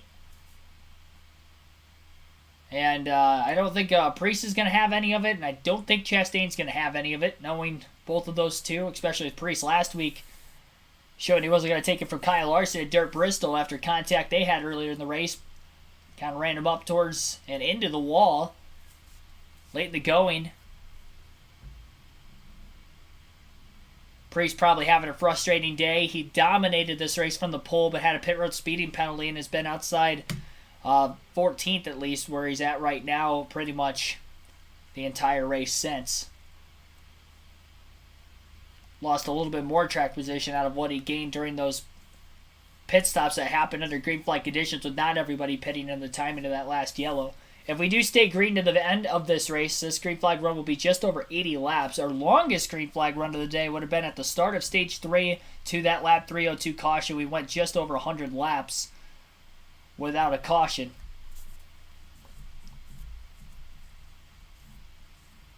We had only 4 cautions in the spring Martinsville race last year. That was 400 laps under the lights, and so far today we have had just 4, so I would not be shocked if this goes caution-free to the end. Larson is 2 seconds off the lead right now for Chase Briscoe with 63 laps remaining. Tyler Reddick is in third place, 3.1 seconds off the lead. Kevin Harvick is in fourth, 3.4 seconds off the lead. Then Daniel Suarez is in fifth place, 4.6 seconds off the lead. Briscoe has not won since Phoenix of last season in the spring, so it's been a little bit over a calendar year since that victory. Exactly 38 races. Make that 40 races since his last victory in the NASCAR Cup Series, so we'll see. He actually came close to winning the fall Martinsville race that would have put him into the championship 4 last year. Remember, he had stayed out on older tires in a similar situation to what we saw with the late race caution here. The only difference is he only has 20 lap older tires versus he had about 80 lap older tires, and he ended up getting passed by Bell in the final 10 laps of that race for the win. Fell back to 9th in the closing laps and missed out on the championship 4 after having a pretty incredible playoff run despite an abysmal regular season, excluding that win he had early in the year. Briscoe has led 105 laps so far today. If he were to lead to the end, he would end up leading the most laps in the race. All 4 SHR Fords, I should say 3 of the 4 combined, have led all but, if I do my math here quickly, I'm not going to be able to do my math that quickly. Let me get the calculator. There's a lot more leaders than what I thought there was. It'll be quicker this way.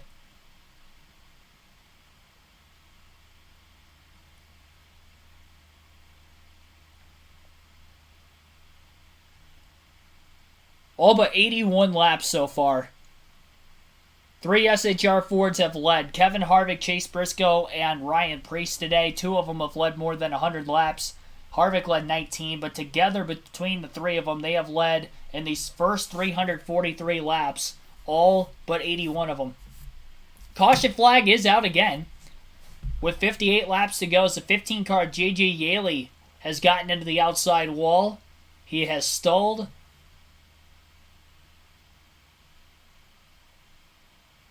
Like he went straight into the wall. I'm not sure what happened. It looked like he was locking the brakes up quite a bit. May have had no brakes going into the first turn. Hard impact, too, for Yaley. Luckily, he was already on the outside. So when he made contact with the wall, it wasn't quite as hard versus if he was on the bottom. But still in his car right now. He has not gotten out yet. Window net is down on the 15 car. It's our 5th caution of the race. And what will the strategy be now? Who will pit? Who will stay out? Honestly, if you're the leaders, I say stay out again. Track position has meant way more than tires throughout the course of this race. I think you'd be foolish to pit if you were anywhere in the top, really, 5 for sure. Maybe even in the top 10.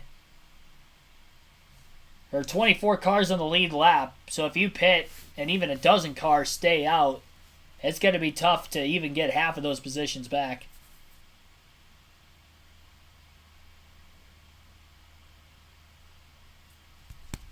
Kyle Busch going to get the free pass in 25th place, so now we'll have 25 cars on the lead lap. Pit road is open this time by. Chase Briscoe is coming in. Wow, Briscoe in, Larson in, Reddick in, Harvick in. Logano stays out, Almirola stays out. Split strategy late in this race. Regan. Like it was a very late call to bring Chase Briscoe to pit road. The pit call was code-worked by Hendrick. I don't like it. Was set right as they were getting I don't like line. it. He barely made it down right there. It's going to be 4 tires for him, and the 5-car Kyle Larson is pretty good right now. He's just needing to get into his rhythm. Jamie? And a little discussion on the 4 radio. This is their last set of sticker tires going on that 4 right now. Daniel Suarez on the right side, a little bit better, but not great after that last stop. So they wanted to pit again, make one more adjustment. Kyle Larson is gambling on 2 tires. Well, Larry called it. They're all over the place. 2 tires. Larson, Suarez take 2. Blaney takes 2. Byron takes 2. But Briscoe and Harvick on 4 beat Blaney. And then Reddick and Wallace still cycled out ahead of Byron, who gained 9 spots with the 2-tire stop. But there were quite a few drivers on the lead lap that stayed out also, which, honestly, we haven't seen a lot of tire fall off today. I think that's a good strategy call. We'll see if it'll pan out for them. I believe Logano and Almirola were the first couple drivers that had stayed out of the pits. I know Logano was the first one that stayed out. He will be the leader. Looks like Denny Hamlin stayed out as well. Ricky Stenhouse Jr. stayed out.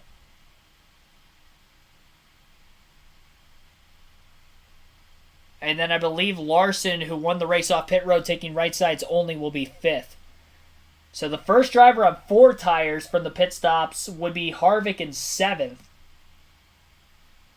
And Harvick's right front is coming off. They did not get the lug nut secured on Harvick's race car. He is coming back onto pit road.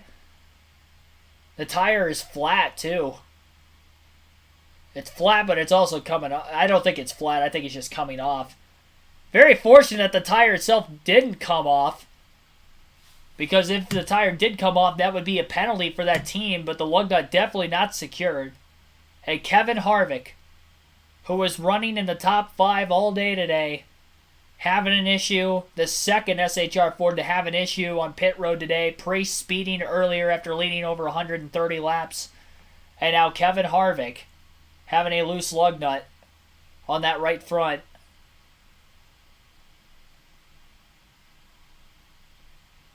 He would have restarted 7th, and he would have been the first on 4 fresh tires.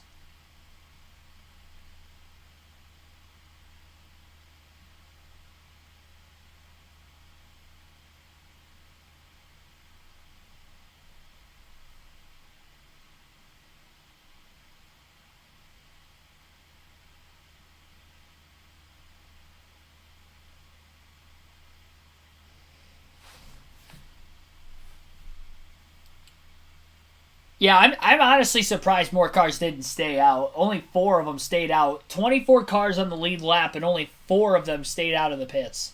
25, sorry, with Busch getting the free pass. But he got the free pass, so he wouldn't have been able to cycle up through the field anyway. I mean, I will say, if Kevin Harvick's team, if they would have stayed out of the pits, they would be the leader. And they wouldn't have had the penalty for... Well, it wasn't even really a penalty. It was just... loose lug nut. He had to come in. The tire didn't come off, so there's not going to be any penalty for that race team. Surprised it actually did stay on the car. I think the air pressure was so low all the way around that it actually kept the tire on.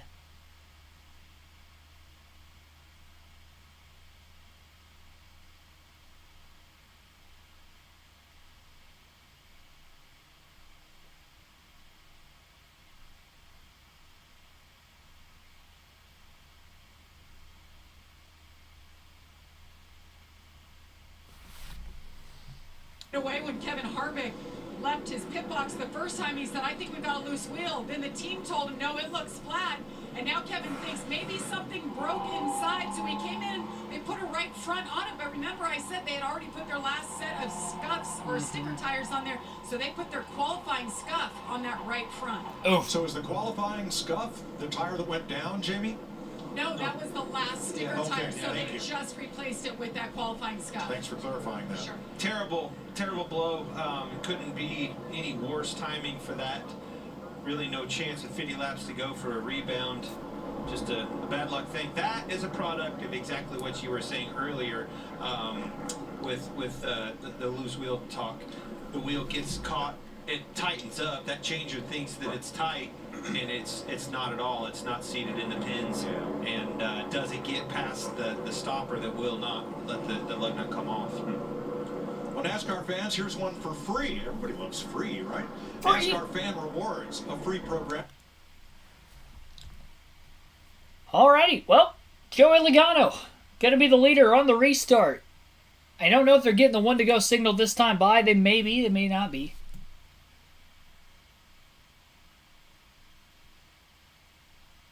I don't believe they've gotten the one to go signal that time. Nope, they're still actually trying to get the 15 car off the track, so they still have J.J. Yaley's car on the racetrack.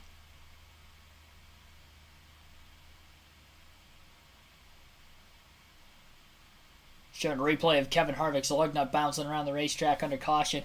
We'll take a quick ad break ourselves here before they get back to the restart. It means they're still taking Yaley's car off the track. A little less than 50 laps to go as you're watching the NASCAR Cup Series live commentary stream for the NOCO 400 live. And it should be a pretty interesting finish to this one.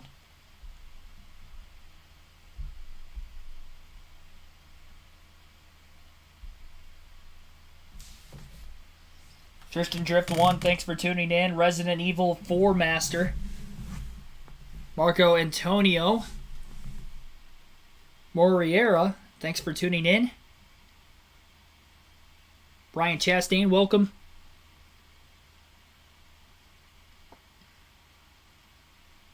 Josh Jackson, welcome to the stream.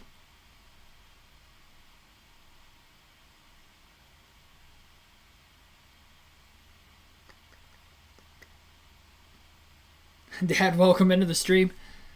Yeah, I don't know about Chase about today. He has been 22nd. I wasn't expecting too much out of him first race back.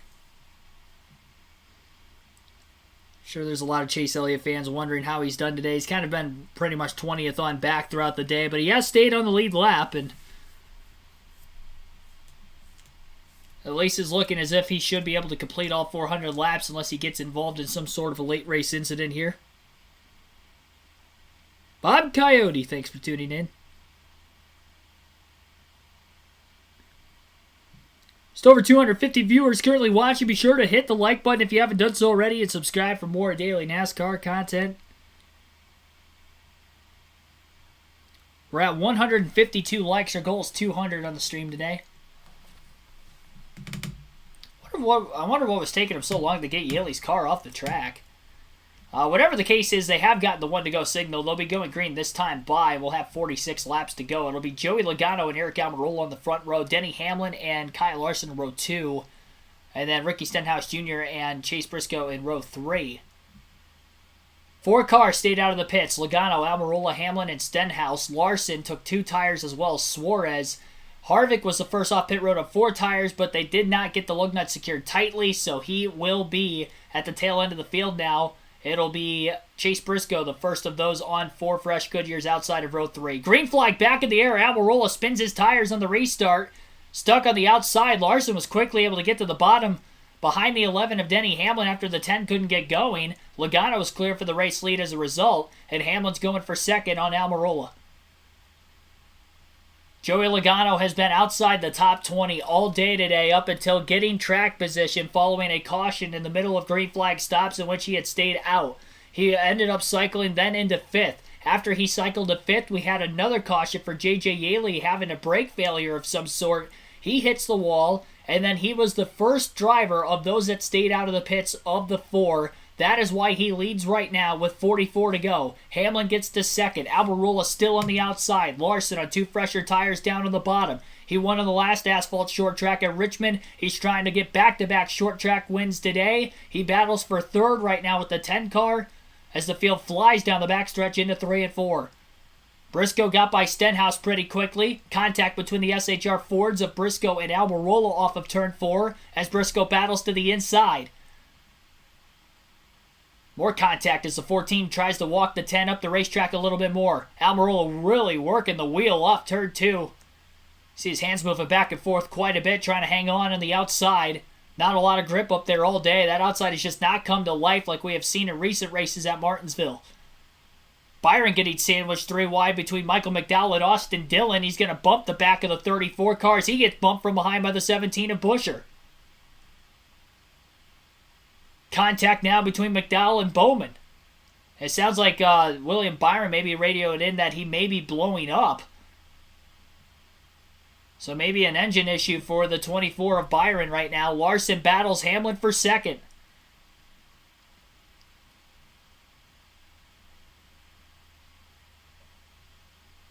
Daniel Suarez fell back to 8th on the restart on his right sides only, but Larson moving forward, taking the right sides only as he passes Hamlin for second.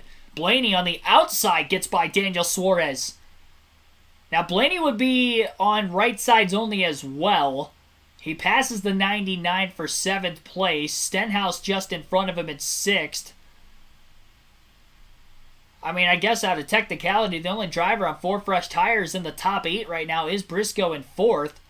And then the next one would be Wallace and Reddick back in 9th and 10th. Logano's got a 0.6 of a second lead over Larson, but Larson is closing. He was about a 10th quicker than Logano the last lap. 40 to go. Make that 38 laps to go, actually, at the line for Joey Logano.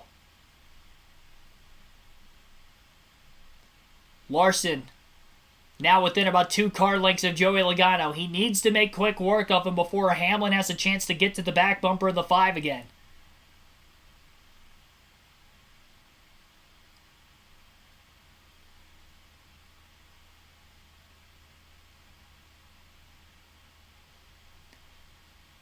Now, the leaders will catch the tail end of the field if we stayed green to the end of the race, and we've seen lap traffic bunch the leaders up close together on the longer runs, but we still haven't seen a lot of passing amongst them. With the tire differences, Larson having 2 fresher than Logano, and then guys like Briscoe having 4 fresh tires versus the other 2 may create more passing opportunities in the closing laps compared to what we've seen most of the day. Reddick got bumped off the bottom lane by Austin Dillon, now ran a little bit wider by Alex Bowman, and he is going to fall outside the top 10. Truex in the top 10 for the first time since the very start of the race after qualifying 5th. He is up to 9th. And he has gained 3 spots since the restart. Reddick has lost 3. Chastain to the inside of him. And Larson now to the back bumper of Joey Logano. Took a fake look to the inside. Trying to widen the corner out, maybe going to try to diamond cut the center. Rolls the bottom, trying to get the drive off. Not enough to get underneath Logano that time. Logano and Larson each with the win this season, looking for their second. Larson rides the back bumper of Logano through 1 and 2. Couldn't make the pass or move him up out of the line.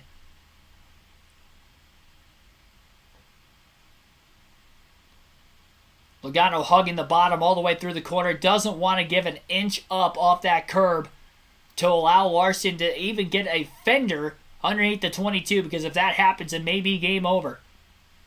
And he's going to work as a roadblock to try and stay in front of him. Decent pace being ran right now by Logano. Logano's last lap was actually equal to Denny Hamlin, who was also on the same set of tires that Logano is on when it comes to laps on those tires. Larson just a skosh quicker, though, than Logano. You can tell he's faster. He's trying to move him. He's not being extra aggressive right now with still 32 laps to go. But I'd say you want to get around him as quickly as possible. The leader on the restarts has had a pretty clear advantage all weekend through all 3 series. So that's another reason why he would want to get by. Larson charges the corner through turns 1 and 2. Gets to the inside. Rubs on Logano off the exit. Logano almost into the outside wall. More contact as they enter turns 3 and 4.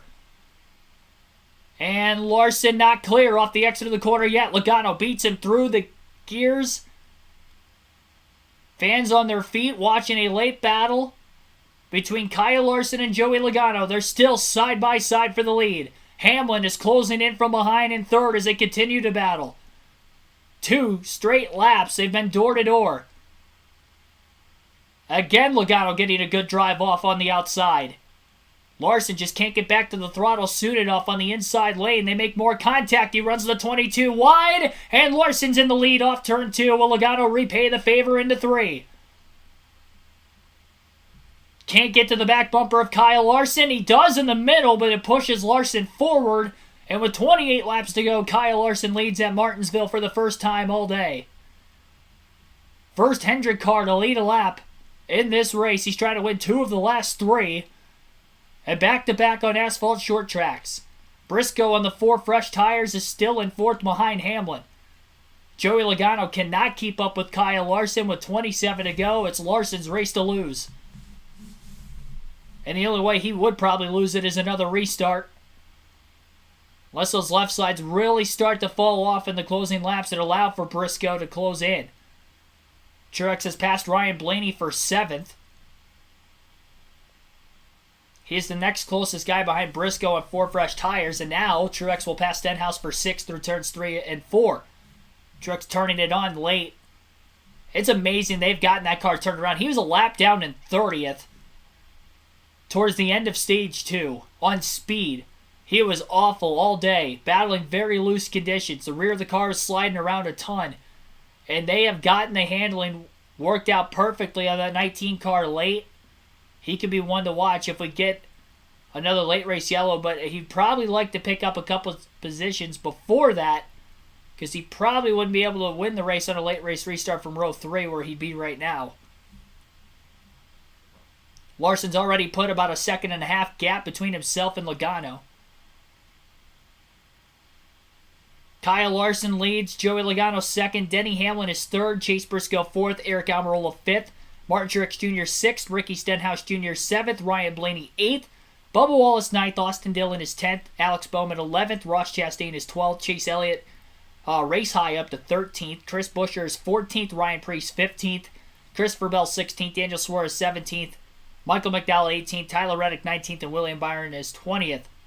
Ty Gibbs 21st, Brad Keselowski 22nd, Kevin Harvick 23rd, Kyle Busch 24th, and Todd Gilliland is 25th, Corey LaJoie 26th, AJ Allmendinger 27th, Harrison Burton 28th, Justin Haley 29th, Noah Gragson 30th, Eric Jones 31st, Ty Dillon 32nd, Austin Cindric 33rd, Zane Smith 34th, Anthony Alfredo 35th, and the only car out of the race today is JJ Yaley, who just wrecked out, bringing out that last caution in 36th after having a brake failure.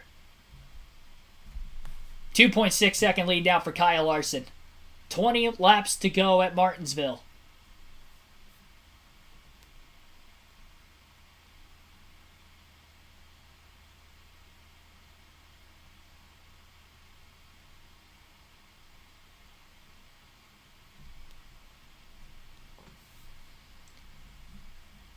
Eric Almirola now being passed by Martin Truex Jr. Truex has broken into the top 5. He has gained 7 positions since the restart. Elliott up 9. Those are the two biggest gainers. Make that 10 spots up for Elliott. He's up to 12th. It's amazing how many spots he's picked up since that restart. He's outside the top 20. He was 22nd. Now he's 12th. And Truex not far behind Briscoe. And honestly, I think under a long green flag run, Martin Truex Jr. has got a shot to get to second. I don't know if he's going to have enough time to catch Kyle Larson. It's probably going to take him a while to get around Briscoe, considering they're on equal tires. But Truex is the fastest car on the racetrack as of right now. Chase Elliott to the outside of Alex Bowman for 11th. I don't know what they did to that 9 car, but he is showing life for the first time all day today. And Larson running his best, obviously, in the closing laps as well.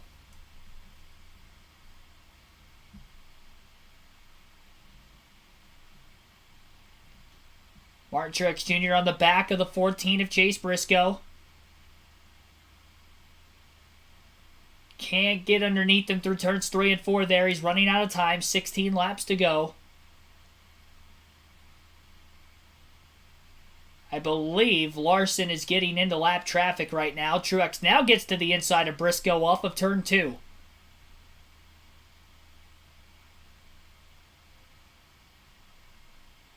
Still door to door though. He couldn't clear him.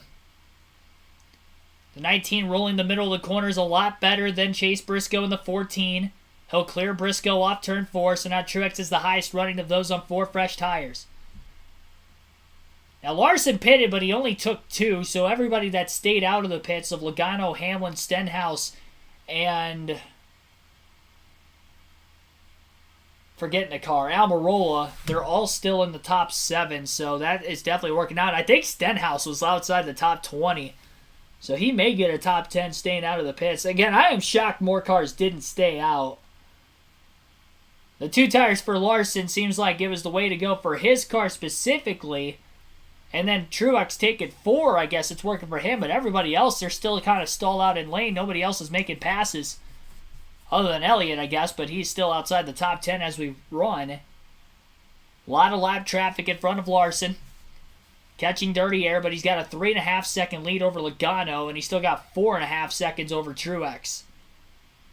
Truex still going to have to deal with Hamlin. He's a second behind Logano. I think he's got a shot to get to Joey for second. I don't know if he's going to be able to pass him or not, but he can get there. Larson managing the gap, 11 laps to go. He has no real incentive to try to push the issue to try to get by the lap car of Todd Gilliland in front of him, who was the last car in the lead lap.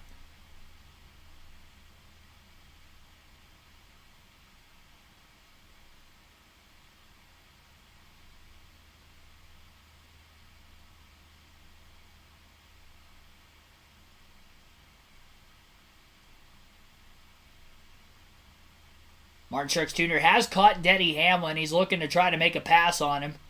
A lot wider corner entry, about a half a lane higher than Hamlin getting in. But Hamlin's holding a pretty low exit to the corner, so Truex can't really get underneath him despite accelerating quicker off the exit. Now he's going to try to put the bumper to his teammate. I do think that Truex is going to have a good shot to getting to Logano. He's got fresher tires than both the 11 and the 22. And really the 5 for that matter, but the 5's just so far ahead. And we're down to just 9 laps. Logano will be catching lap traffic very soon as well. Truex is getting into the back of Hamlin. Hamlin not wanting to give this position up. Can't blame him as we're only down to 8 to go. Even though it's maybe going to affect Truex's chances of trying to catch Logano the longer it takes for him to get by Hamlin for third.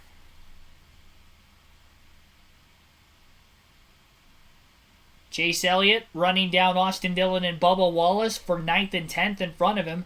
Ryan Blaney also not that far ahead, as well as Stenhouse. Truex finally passes Denny Hamlin for third on the racetrack with 7 to go. He's a second behind Logano. Once the leader takes the white flag, the next flag ends the race. Chase Elliott gets to the inside of Austin Dillon. They'll be side by side off of turn 4. Elliott squeezes Austin Dillon into the wall. Off of turn 4, he kind of self-cleared him. Why does it seem like a lot of the Hendrick cars do that every week? I will say Elliott's had that done to him by Larson a couple times. Chase doing it to Austin Dillon. They're clearly faster than him, just a little too quick on the clearance. He actually lost a little bit of time to Wallace in front of him after making that block. Chase inside the top 10 for the first time today. He's only the second Hendrick Chevy in the top 10 right now, behind, of course, Larson, who is leading, and extending the lead over Logano now to 3.8 seconds. Martin Truex Jr., that last lap was a 10th and a half quicker than Larson, but it's not going to matter as we're down to 3 laps to go this time by. Larson just trying to get to the white flag really as quick as he can at this point. Hoping and praying we don't get another late race yellow, which has costed him a chance at a couple wins this season, but has also helped him get a win both today at Martinsville and at Richmond. So I guess, 2 races that he probably should have won this year, which he didn't due to late race yellows, he got back due to late race yellows. What comes around goes around, I guess. After a DNF at Bristol on dirt last week, and a win the week before, he'll bounce back with another win. Hopefully he does a DNF at Dega next week and keep it like a trend going where he wins one week and wrecks out the other. Although his track success on super speedways, it wouldn't be surprising, I guess, if that happened at Talladega. But he'll live this week. White flag in the air, 1 lap to go for Kyle Larson, sponsored by Credit One Bank. Kyle Larson by no means dominated this race. He didn't take the lead until he made a pass with about 28 laps to go to get the win. Checkered flag is in the air as Larson will get his first grandfather clock, his second win of the season, and the 4th win for Mr. H. Logano and Truex battle to the line for second. Logano's going to get it. Martin Truex Jr. will end up finishing 3rd. Denny Hamlin 4th, and Chase Briscoe will round out the top 5. 2 hours, 50 minutes, and 34 seconds total time on today's race. 73.77 miles per hour was the average race speed. Just 5 cautions in this one. 3 for incident. Larson led 30 laps, wins the race. Priest led 136 from the pole, led the most. Won stage 1. Harvick won stage 2. We had 9 different leaders, 11 lead changes amongst those 9 different leaders. Larson burning it down on the front stretch right now. Hopefully he doesn't catch the car on fire like John Hunter Nemechek did in the Xfinity race yesterday. And I think he's going to try to go the whole lap around the track like he did at Richmond with the burnout. He was able to make it surprisingly at Richmond. We'll see if he can do it here around the half-mile track at Martinsville.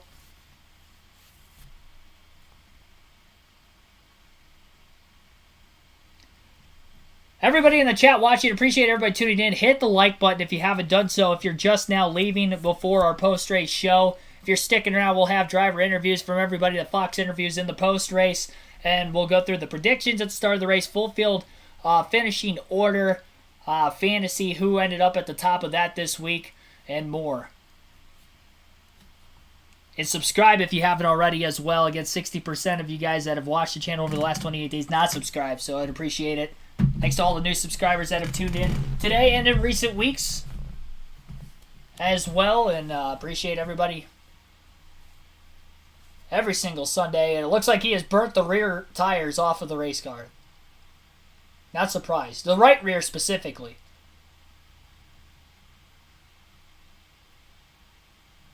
Is he trying to go for 2 laps? I'm confused here. I think he went 2 laps around the racetrack. It was a long burnout. Both rear tires are flat. Surprised he made it as far as he did before they blew out. I think he went about a lap and a half. I don't think he went 2 full laps, so I think it was about a lap and a half. Larson going to be a happy camper. I'm sure a lot of the fans in the stands will be as well.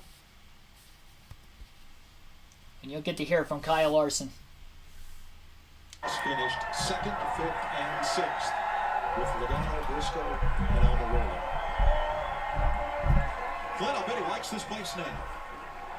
Oh yeah, yeah. This is changes your whole thought process on a racetrack, doesn't it, Bobby? Yeah, for sure. I'm sure when you see him at Millbridge on Tuesday night, he'll be smiling. Jamie Little. Kyle Larson with that masterful burnout around the entire racetrack. And Kyle, we know you've said it many times, this is not your favorite track. It's been tough for you. That 2-tire call, though, how were you able to capitalize on that strategy call and change things and get the win here? Yeah, just huge congratulations to this whole 5 team and Hendrick Motorsports. I feel like Cliff and everybody did a great job all day on pit road, making the right calls, having great pit stops. And then it all kind of worked out for me there at the end. We had a great car. That was the best my car had been. I think, being able to get out front and manage. But, yeah, I never, ever would have thought that I would won here at Martinsville. This place has been so tough on me. Just does not suit my driving style at all. I like to charge the center. I like to roll momentum. And that's just not what this place is like. But thanks to Cliff Daniels and everybody for making me feel like I know what I'm doing sometimes around here. So just can't believe it. Glad my family's here too. Caitlin, the kids, I'm sure they're trying to get down here to the infield, but this is amazing. I honestly have never thought that I would win here, so I don't have a spot picked out either for the clock, so I'm gonna have to make some space for sure. Such a storied racetrack. It's been in the series since NASCAR began, and it means a lot to Hendrick Motorsports. And you've heard about the clock. All of those things considered, what does this mean to Kyle Larson? Yeah, it means a lot to me, but I think more importantly, it means a lot to the whole Hendrick family and Hendrick Motorsports family. Everybody knows what happened here so long ago, and I think everybody, that's on everybody's minds every time they come to Martinsville. So wish Rick was here, Linda, but we got Jeff Gordon here, and I'm sure Rick's probably on hold with Jeff Andrews or something waiting to talk to me. So gosh, again, thanks to everybody at Hendrick Motorsports. You guys are the best, and make me. I can't believe it. I can't believe that I won Martinsville. Your team is waiting for you to celebrate. Congratulations, Kyle Larson wins at Martinsville. Day for Joey Logano. Regan Smith with Joey Logano. Lap down at one point. Didn't like the handling for a good portion of the day. Somehow this 22 ends up second though. Yes, solid. Recovery for what the start of the race looked like. We went down the lap twice, 2 times, and at one point in the race, I'd been just happy to finish on a lead lap. And Paul did a good job of getting some good changes to the Verizon Mustang to where it got competitive. We just needed track position. Was able to stay out, get a lucky caution there during the green flag cycle. Stayed out again when everyone pitted and put us on the front row and a shot to win the race. I tried holding off Larson as long as I could, but overall, there's days when you're mad about second. Today's not one of those days when you're pretty stoked that you finished a little better than I thought we were going to. What was it that you needed more of out of this race car? I know that you had to start in the back, but it just seemed like it never really woke up for you. Yeah, but just going to get the car to rotate through the center of the corner. I was just so slow right in the center, and I couldn't make any passes for that reason, so I was trapped back there. And once we there was one change that woke it up a little bit, and it's like, all right, I'm decent now, but I'm trapped back here. It's really hard to pass. So, like I said, Paul was able to give me what I needed to get towards the front, and then fight hard with Larson. I didn't have a fighting chance there. He drove away from me so quick, but he was pretty patient. I knew I was going to get bumped. That was the only way he was going to go by me, was he's going to have to get physical, and nothing wrong with that. It was fun, and like I said, overall, it feels like a win considering how the day went so far. Thanks, Joey.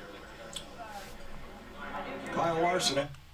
Your full field finishing order will look like this today. Margin of victory, by the way, 4.1 seconds for Kyle Larson over Joey Logano in second. Martin Truex Jr. finishes third. Denny Hamlin fourth, and Chase Briscoe finishes in fifth. Eric Almirola had a solid day, finishing in sixth place. Ryan Blaney seventh. Ricky Stenhouse Jr. eighth. Bubba Wallace ninth, and Chase Elliott with a late charge finishing in 10th. Alex Bowman ends up 11th. Austin Dillon 12th. Ross Chastain 13th. Chris Buescher 14th. Ryan Preece 15th. Christopher Bell 16th. Daniel Suarez in 17th. Ty Gibbs 18th. Michael McDowell 19th. And Kevin Harvick 20th. Kyle Busch 21st. Tyler Reddick 22nd. William Byron 23rd. Brett Keselowski was the last car to lead lap at 24th. Todd Gillen first car lap down 25th. Corey LaJoie 26th. AJ Allmendinger 27th. Justin Haley 28th. Harrison Burton 29th. And Noah Gragson finishes 30th. Eric Jones 31st. Ty Dillon 32nd. Austin Cindric finishes 33rd. Zane Smith 34th. Anthony Alfredo 35th. And the only car that DNF for today's race was J.J. Yaley finishing 36th. Had a brake failure in the final stage with around 50 laps to go. Went through the other race stats leading up to this one. As far as how the predictions went in today's race, not too shabby. I will say my win pick, though, William Byron, was nowhere to be found all day. He ends up 23rd. He was running outside the top 10 all race for the most part. Outside of the first stage, he was 10th, but mainly just because he had the track position after qualifying 8th. So I was way wrong on that. It's the second week in a row I predicted a guy to win, and they finished way outside the top 10. Coincidentally enough, it was Larson who wins this week and won the week before. Last week, he DNF'd after having a strong start, and then Byron just had nowhere to be found today. Those are the only 2 times this year where the guy I picked to win finished outside the top 10. And 3 weeks in a row, they finished outside the top 5. And those are the only 3 times this year. And they've all been HMS cars. I picked Bowman at Richmond, too, so maybe I should just stop picking Hendrick Motorsports, I guess, at this point. I'm picking them to win races they don't win, and the races that I have lost this year, prediction-wise, they have won. So, coincidentally enough, it's weird. Predicted a Logano win, a Kyle Busch win, and a Reddick win at COTA, but I can't predict when the HMS guys are going to victory lane. They've won 4 races this year. Larson and Byron each with 2, the only 2 drivers with multiple wins on the season. Coming into the day, Kyle Larson was 4th in points. This is going to move him up forward, I would imagine, past Harvick, even though Harvick had a lot of stage points, but he ended up having a poor finish after having a loose lug nut there. Had to come back onto pit road before that final restart. Chastain did not have a good day at all. Finished outside the top 10, no stage points. And Bell had no stage points and also finished outside the top 10. So there's a chance Kyle Larson actually could take the points lead after this win today. Regan Smith is with Chase Elliott right now. Breaking racetrack, how did the leg hold up today? Yeah, it was pretty good, honestly. It was about what I expected, so that was a good thing. It was warm, and I've been sitting on the couch for 6 weeks, so I think that probably hurt me more than anything. But our Napa Chevy was we struggled really bad, honestly, for the first every run but the last one. So we finally got it going there at the end, and I was able to make some passes and do things that I didn't really think I was going to be capable of doing, or at least of us fixing it to that degree here at the racetrack. So I was pleasantly surprised by that, and got us a top 10 out of our first day back, so that was definitely nothing to be too bummed out about. Certainly a nice battle by your team to get that car to where you could get to the top 10 today. What is the one thing you've missed the most about being at the racetrack over the past 6 weeks? Well, I think the people, honestly. I mean, I think the people, really. I mean, from my peers to my teammates to, just that competitive nature of being here and wanting to be better. So really nice to be back, and appreciate the warm welcome this weekend by everybody. So I appreciate that, and definitely didn't go unnoticed. So hope everybody enjoys the rest of their Sunday. Glad to have you back, Chase. Jamie? Martin Truex Jr. with his Little first with top Martin 5 Truex Jr. of the season. And man, you guys took 4 tires. You were on fire there for a while. It went a little bit longer. Did you have anything for the 2 ahead of you? Yeah, I really don't know, honestly, Jamie. We had a kind of a crazy day with our Bass Pro Shops, Toyota Camry TRD, but really just you got a little bit lucky there getting back on the lead lap mid-race, and just kept working on our car. We were just so loose all day long, and then finally at the end we got it a whole lot better. So it was fun at the end, passing a lot of cars and getting up there, but still needed to be a little bit better. But overall, proud of everybody for sticking with it and just grinding one out today. All right, Martin Truex Jr. brings it home third. Mike?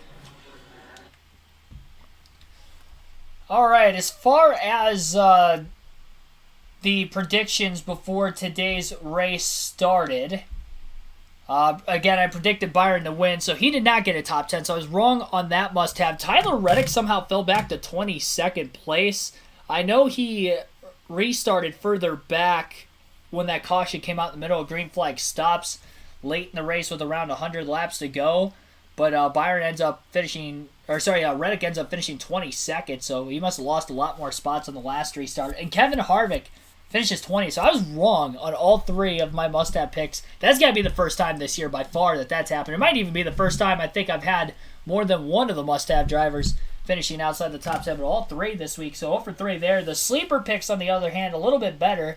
Bubba Wallace had a lot of speed today, finished in 9th, fell back after a pit road speeding penalty, pulled a good pit strategy out. Great call by Booty Barker by having that team stay out during the green flag stops, and they got the caution they needed, and they were able to finish 9th, which was honestly probably a deserving run because he was running pretty much like 6th and 9th most of the race before that.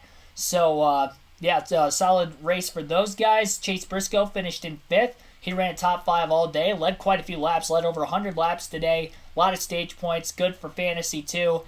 So I was right on that pick with the sleeper. And then Ryan Preece, who started on the pole, also had a pit road speeding penalty, though he did not stay out long enough hoping for a caution. He split the final stage in half, as most of the field did, and as a result, when the caution came out, he was a lap down, had to get the wave around. He only rallied to finish in 15th, so tough break. Honestly, once Preece had that pit road penalty, I think the highest he got up in the running order was where he finished in 15th place. So 2 for 1 on the sleeper picks, and then the don't have picks for drivers who I predicted to finish outside the top 10 today. I was right on Christopher Bell, who finished 16th. He was outside the top 10 pretty much all day. He was in the top 10 for a little bit at the beginning of Stage 3, but ended up falling back a little bit more as the final stage went on. Ended up 16th. The other driver, Austin Dillon, ran outside the top 10 pretty much all day. Finished 12th. Surprised he finished that high up in the running order. He was back as far as 25th at one point on speed in the race. And then Joey Logano finishes 2nd. I was wrong because he finished 2nd place, but I was right in the sense that he was off. He was outside the top 20 all race long, but he stayed out of the pits long enough to catch a caution. And then not only that, he pitted during that caution flag because obviously he had to make it on field to the end, change tires. We had another late race yellow when J.J. Gailey had the brake failure. He stayed out of the pits. He was one of only 4 cars that stayed out of the pits during that caution.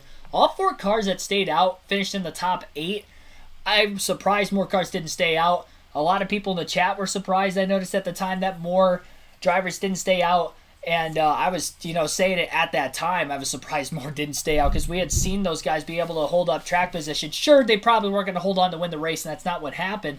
But they were going to be able to hold on and get a lot better finish than what they were running, which pretty much every driver did. Except for Almirola, he finished 6th, which was about where he was running beforehand anyway. But he didn't lose any spots out of it, so it wasn't really a net loss by any means for Almirola. Stenhouse was outside the top 20. He got an 8th place finish because of it. Logano obviously wasn't that fast today, and he got a 2nd place finish out of it. And Hamlin, who had lost track position during green flag stops because of a slower pit stop, he stayed out longer than some of the drivers who had pitted behind him in the running order. He was around 9th place, I think, when the last yellow came out. He stayed out, got the restart in the top couple rows, finished 4th. So, yeah, I'm surprised more cars didn't stay out, honestly. I was expecting of the 24 of them, I would not have been surprised if 12 cars stayed out and only 4 of them did. So, I don't know. I'm not a NASCAR crew chief. I couldn't be a NASCAR crew chief. I'd be a good race strategist, but I don't know what goes into setting up a car during the week to be in a crew chief role by any means. That's why they get paid the money they do. I don't know enough about these cars, obviously, or cars in general to make a race car fast. But when it comes to race strategy, though, I feel like I have an idea of what could work throughout the course of the race, whether drivers or teams teams make moves, and I'm just so shocked that more people didn't stay out there to the very end. But needless to say, that wraps up the prediction side of things. We do have to check the fantasy team. You can join the NASCAR Fantasy League on the mobile app or website, NASCAR mobile app or NASCAR.com.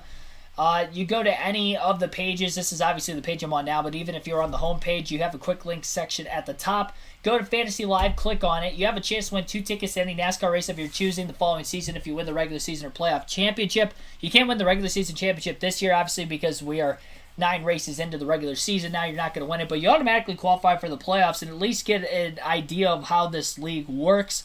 So you might as well join. You do have to be a subscriber of the channel to be in the running for the contest as well. So definitely also another reason to subscribe if you haven't done so yet. My fantasy team had Kevin Harvick, who was having a great day until he had the uncontrolled tire. Or not the uncontrolled. Well, I mean, it was somewhat uncontrolled, but not for the reasons you would think. Anyway, he had a lug nut that was loose. It was not tight.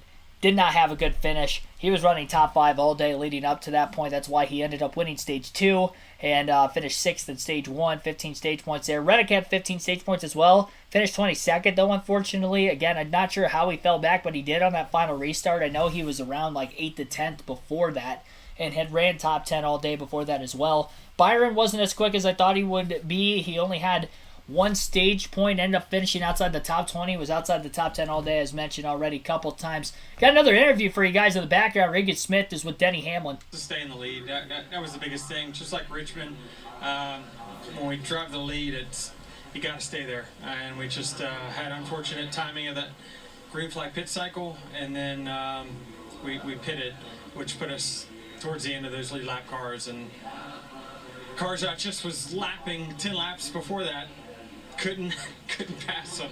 So it's just, this is next gen racing with these tires and this aero package. You just there's no passing. Obviously we saw 41 dominate the race, and once he got caught in the back, it was it. It's just what we got now. Thanks, Denny. Well, we had 9 different leaders out there today. Denny was one of. If we get any more interviews, you guys will get to listen in. The rest of the fantasy team, Chase Briscoe had a solid day, top 5, 15 stage points also. Solid day. He was definitely the best driver on my fantasy team this weekend. I think the only one that actually had a top 10 finish. Kyle Busch didn't do as good as I thought. And I had Bubba Wallace in the garage. And the main reason was because he had that pit road penalty earlier in the race, so I kept him there. But obviously they cycled themselves back into the top 10. He had speed early. Probably should have put him in for Busch because Busch didn't have a lot of speed. Should have known that Wallace was going to get at least some of those positions back, and Busch just wasn't fast at all today. He was outside the top 20 for a large portion of the second half. Both him and Austin Dillon, they were just, RCR was off as a whole this weekend. It wasn't just today, it was yesterday too. As far as the bonus points, Ryan Blaney finished better than Christopher Bell, so I got 10 bonus points there. William Byron did not beat Martin Truex Jr., so I did not get those bonus points. I had Priest beating Austin Dillon, did not get those. And I had Busch beating Hamlin, did not get that. So I only got 10 bonus points. Not a good week for fantasy for me. Your winner this week was Sauce Mafia and Austin Dillon fan with 195 points. I ended up finishing 11th with only 150 points this week. Here's Ricky Stenhouse Jr. with Jamie Little on FS1. It's interesting, during the race we had full sun and full clouds. How much did that affect the car and the handling? Yeah, it changed a lot. Our treetop Kroger Camaro was pretty solid all weekend. We qualified better than we normally do, and kind of hung around the 13th, 14th area for a while. And then that long green flag run started happening. Green flag pit stops, and we kind of caught the wrong side of that caution and ended up in the back. And it didn't feel very good at all. And the caution came out. Mike Kelly told me to stay out last minute. So the guys back at the war room and Mike, they were all talking, all of our engineers, and they felt like that was the best, strategy for us to get the best possible finish, and it definitely worked out. So I was questioning it. I was like, man, Mike, that was the worst it handled all day. And he goes, everybody said that was that far back. So restarted up front and was able to bring my lap times back down and hang on to a top 10. So it was really good to get a second top 10 in a row and go on to Talladega. Listen, we know that he started the season. Stenhouse rattling off back-to-back top 10 finishes. Had a top 5 at Dirt Bristol last week as well, and strategized his way to the top 10 today. The rest of the top 5 for the Fantasy League this week, Sauce Mafia and Austin Dillon fan, as mentioned, 195 points. Let's see what he had on his team. He had Ryan Preece as well. Tyler Reddick. He also had Chase Briscoe, also had Harvick. He did have Truex, who I did not have. And Byron, who I had in my starting lineup, he had in his garage. So that was really the only difference there. And I think he probably scored a lot of bonus points, I'd imagine, too. Yeah, he had Hamlin over Busch, had Truex over Byron. He only got 10 more bonus points than me. I'm quite surprised. It wasn't that much different between our teams. So, crazy. What a two-driver difference makes. Eric Almirola standing in with Regan Smith. Up 6th. I don't know if that tells the whole story of your day, though. No, it certainly doesn't. Gosh, we had such a fast Smithfield Ford Mustang. At times, I thought we were absolutely hands down the best race car on the racetrack, and at times I thought we were a 4th or 5th place car. The middle part of the race, the track changed a lot, and Drew made a great adjustment to our car. We drove from 8th or 9th back to 3rd, and during that green flag pit cycle, I came out 3rd behind Denny, and Harvick kind of leapfrogged us on short pitting us. And I thought the race was going to be between me and Denny. I thought we were capable of running Kevin down. We had done it previously in that run before. So 100 laps to go, I was like, man, we're right where we need to be. I'm going to race Denny here, and we'll catch Harvick, and it'll be a race between the 3 of us for the win. And then the caution comes out and lets all those guys that we had a lap down cycle in front of us and put tires on. It's just so hard to pass, especially the cars are so equal, and through the race, everybody makes adjustments to their cars to make them better, and you just end up running so close to the same lap time. It's hard to pass. So great day to rebound after the year we've had. Just the start has been terrible. So great way to get it turned around and hopefully move forward from here and start getting points. And if we race up front like that enough, we'll find ourselves with a chance to win. Thanks, Eric. Chase Briscoe also standing with Jamie Little. Brings it home 5th. Seemed like you guys are pretty darn racy. What's your takeaway with this new less down horsepower package and how it raced today overall? Yeah, I thought from I thought in the driver's seat we were definitely slipping and sliding around a little bit more. It still was definitely a struggle. I felt like to pass, and clean air was just really, really important. But yeah, I thought inside the car we were slipping, sliding around. It was maybe 10% better than what we had. Still, I think we have a long way to go, but yeah, for us, we had a really, solid day, leading over 100 laps, and thought we were going to be in the best position there, leading there at the end, and just that last caution, being in the lead, and especially here, I feel like there's no, true definitive decision. The tires kind of hang on better than you think, and we decided to pit, and obviously Monday morning quarterback, it's a little bit easier to say we probably should have stayed out, but we went and lose this team. We had a really fast highpoint.com forward, and that's something that we probably couldn't have said a month ago. We would have been killing to have speed. We have speed, just need to capitalize on it. So yeah, looking forward to next week. I get surgery 5 a.m. in the morning. Hopefully they do a good job, and hopefully be back next week. That's what I was going to ask you. How was the finger? How's it feeling at this point? Yeah, with how we've been running, I might need to break another one. It's funny. It's that's been the turning point for us. So yeah, it was fine today. There was a couple times I found myself, just like I said last week, it's so bulky compared to what I'm used to. It's kind of hard when I get in certain positions. But yeah, it was overall good. I think next week will probably be the easiest week for us so far. So yeah, just curious to see what it'll be like, with pins in and things like that. I'm sure I'm gonna have to do some things different. But yeah, it was all good. We've been able to lead laps with it. So yeah, just go on to next week and hopefully be recovered back to 100%. Yeah, thank you.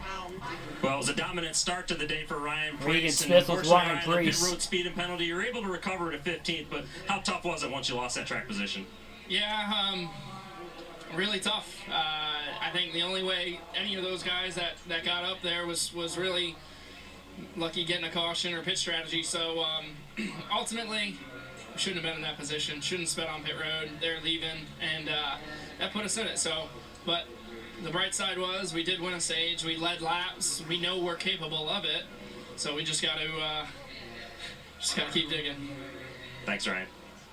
If you don't believe in Big Mo, then you just take a look at that guy right there. Because, of course, we saw him just with a great run 2 weeks ago. Goes out and sits on the pole today. Obviously, the pit road speeding penalty was what did him in.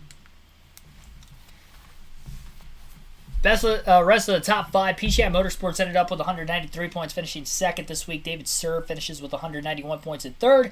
Mark, the Kyle Busch fan, ends up finishing with 187 points in fourth. And then Inside Uranus with 176 points in fifth. The standings coming into today's race in the Fantasy League. Not an Elliott fan had the lead with 1632. Inside Uranus was second with 1516. I had 1,500 points even. In third, PCI Motorsports was fourth with 1495. And then Dark Crypto in fifth was 1373. So not an Elliott fan did not get a top 5 finish today. Inside Uranus finished 5th. Patrick Shadley finished 2nd. So those two will probably move closer to the lead. If I had to, yeah, I'll definitely fall back to 4th. And then Patrick Shadley will move to 3rd. And I think it's still obviously going to be not an Elliott fan in the lead for next week at Talladega, which will probably shake the point standings a lot. I'd have to imagine, considering Talladega is Talladega. It's going to be tough to have a pretty good fantasy team for that week. Thanks, everybody, for tuning in here today. Be sure to like and subscribe for more daily NASCAR content. Had a lot of fun, as usual. We will not have any live commentary streams next week for Talladega. I will be there for the NASCAR ARCA and the Xfinity race on Saturday. There will be race highlight videos from the grandstands for both those races on Saturday night. And then the Cup Series race on Sunday. There will be race highlight video and videos from that race on Sunday. Appreciate it, everybody. Have a good rest of your Sunday afternoon, Sunday night. And I will see you guys back and better than ever again tomorrow night for a NASCAR 07 live stream. And I believe we'll be Cup Series racing tomorrow for that one. Have a good rest of your Sunday, everybody. I will see you for the next live commentary stream the following week at Dover.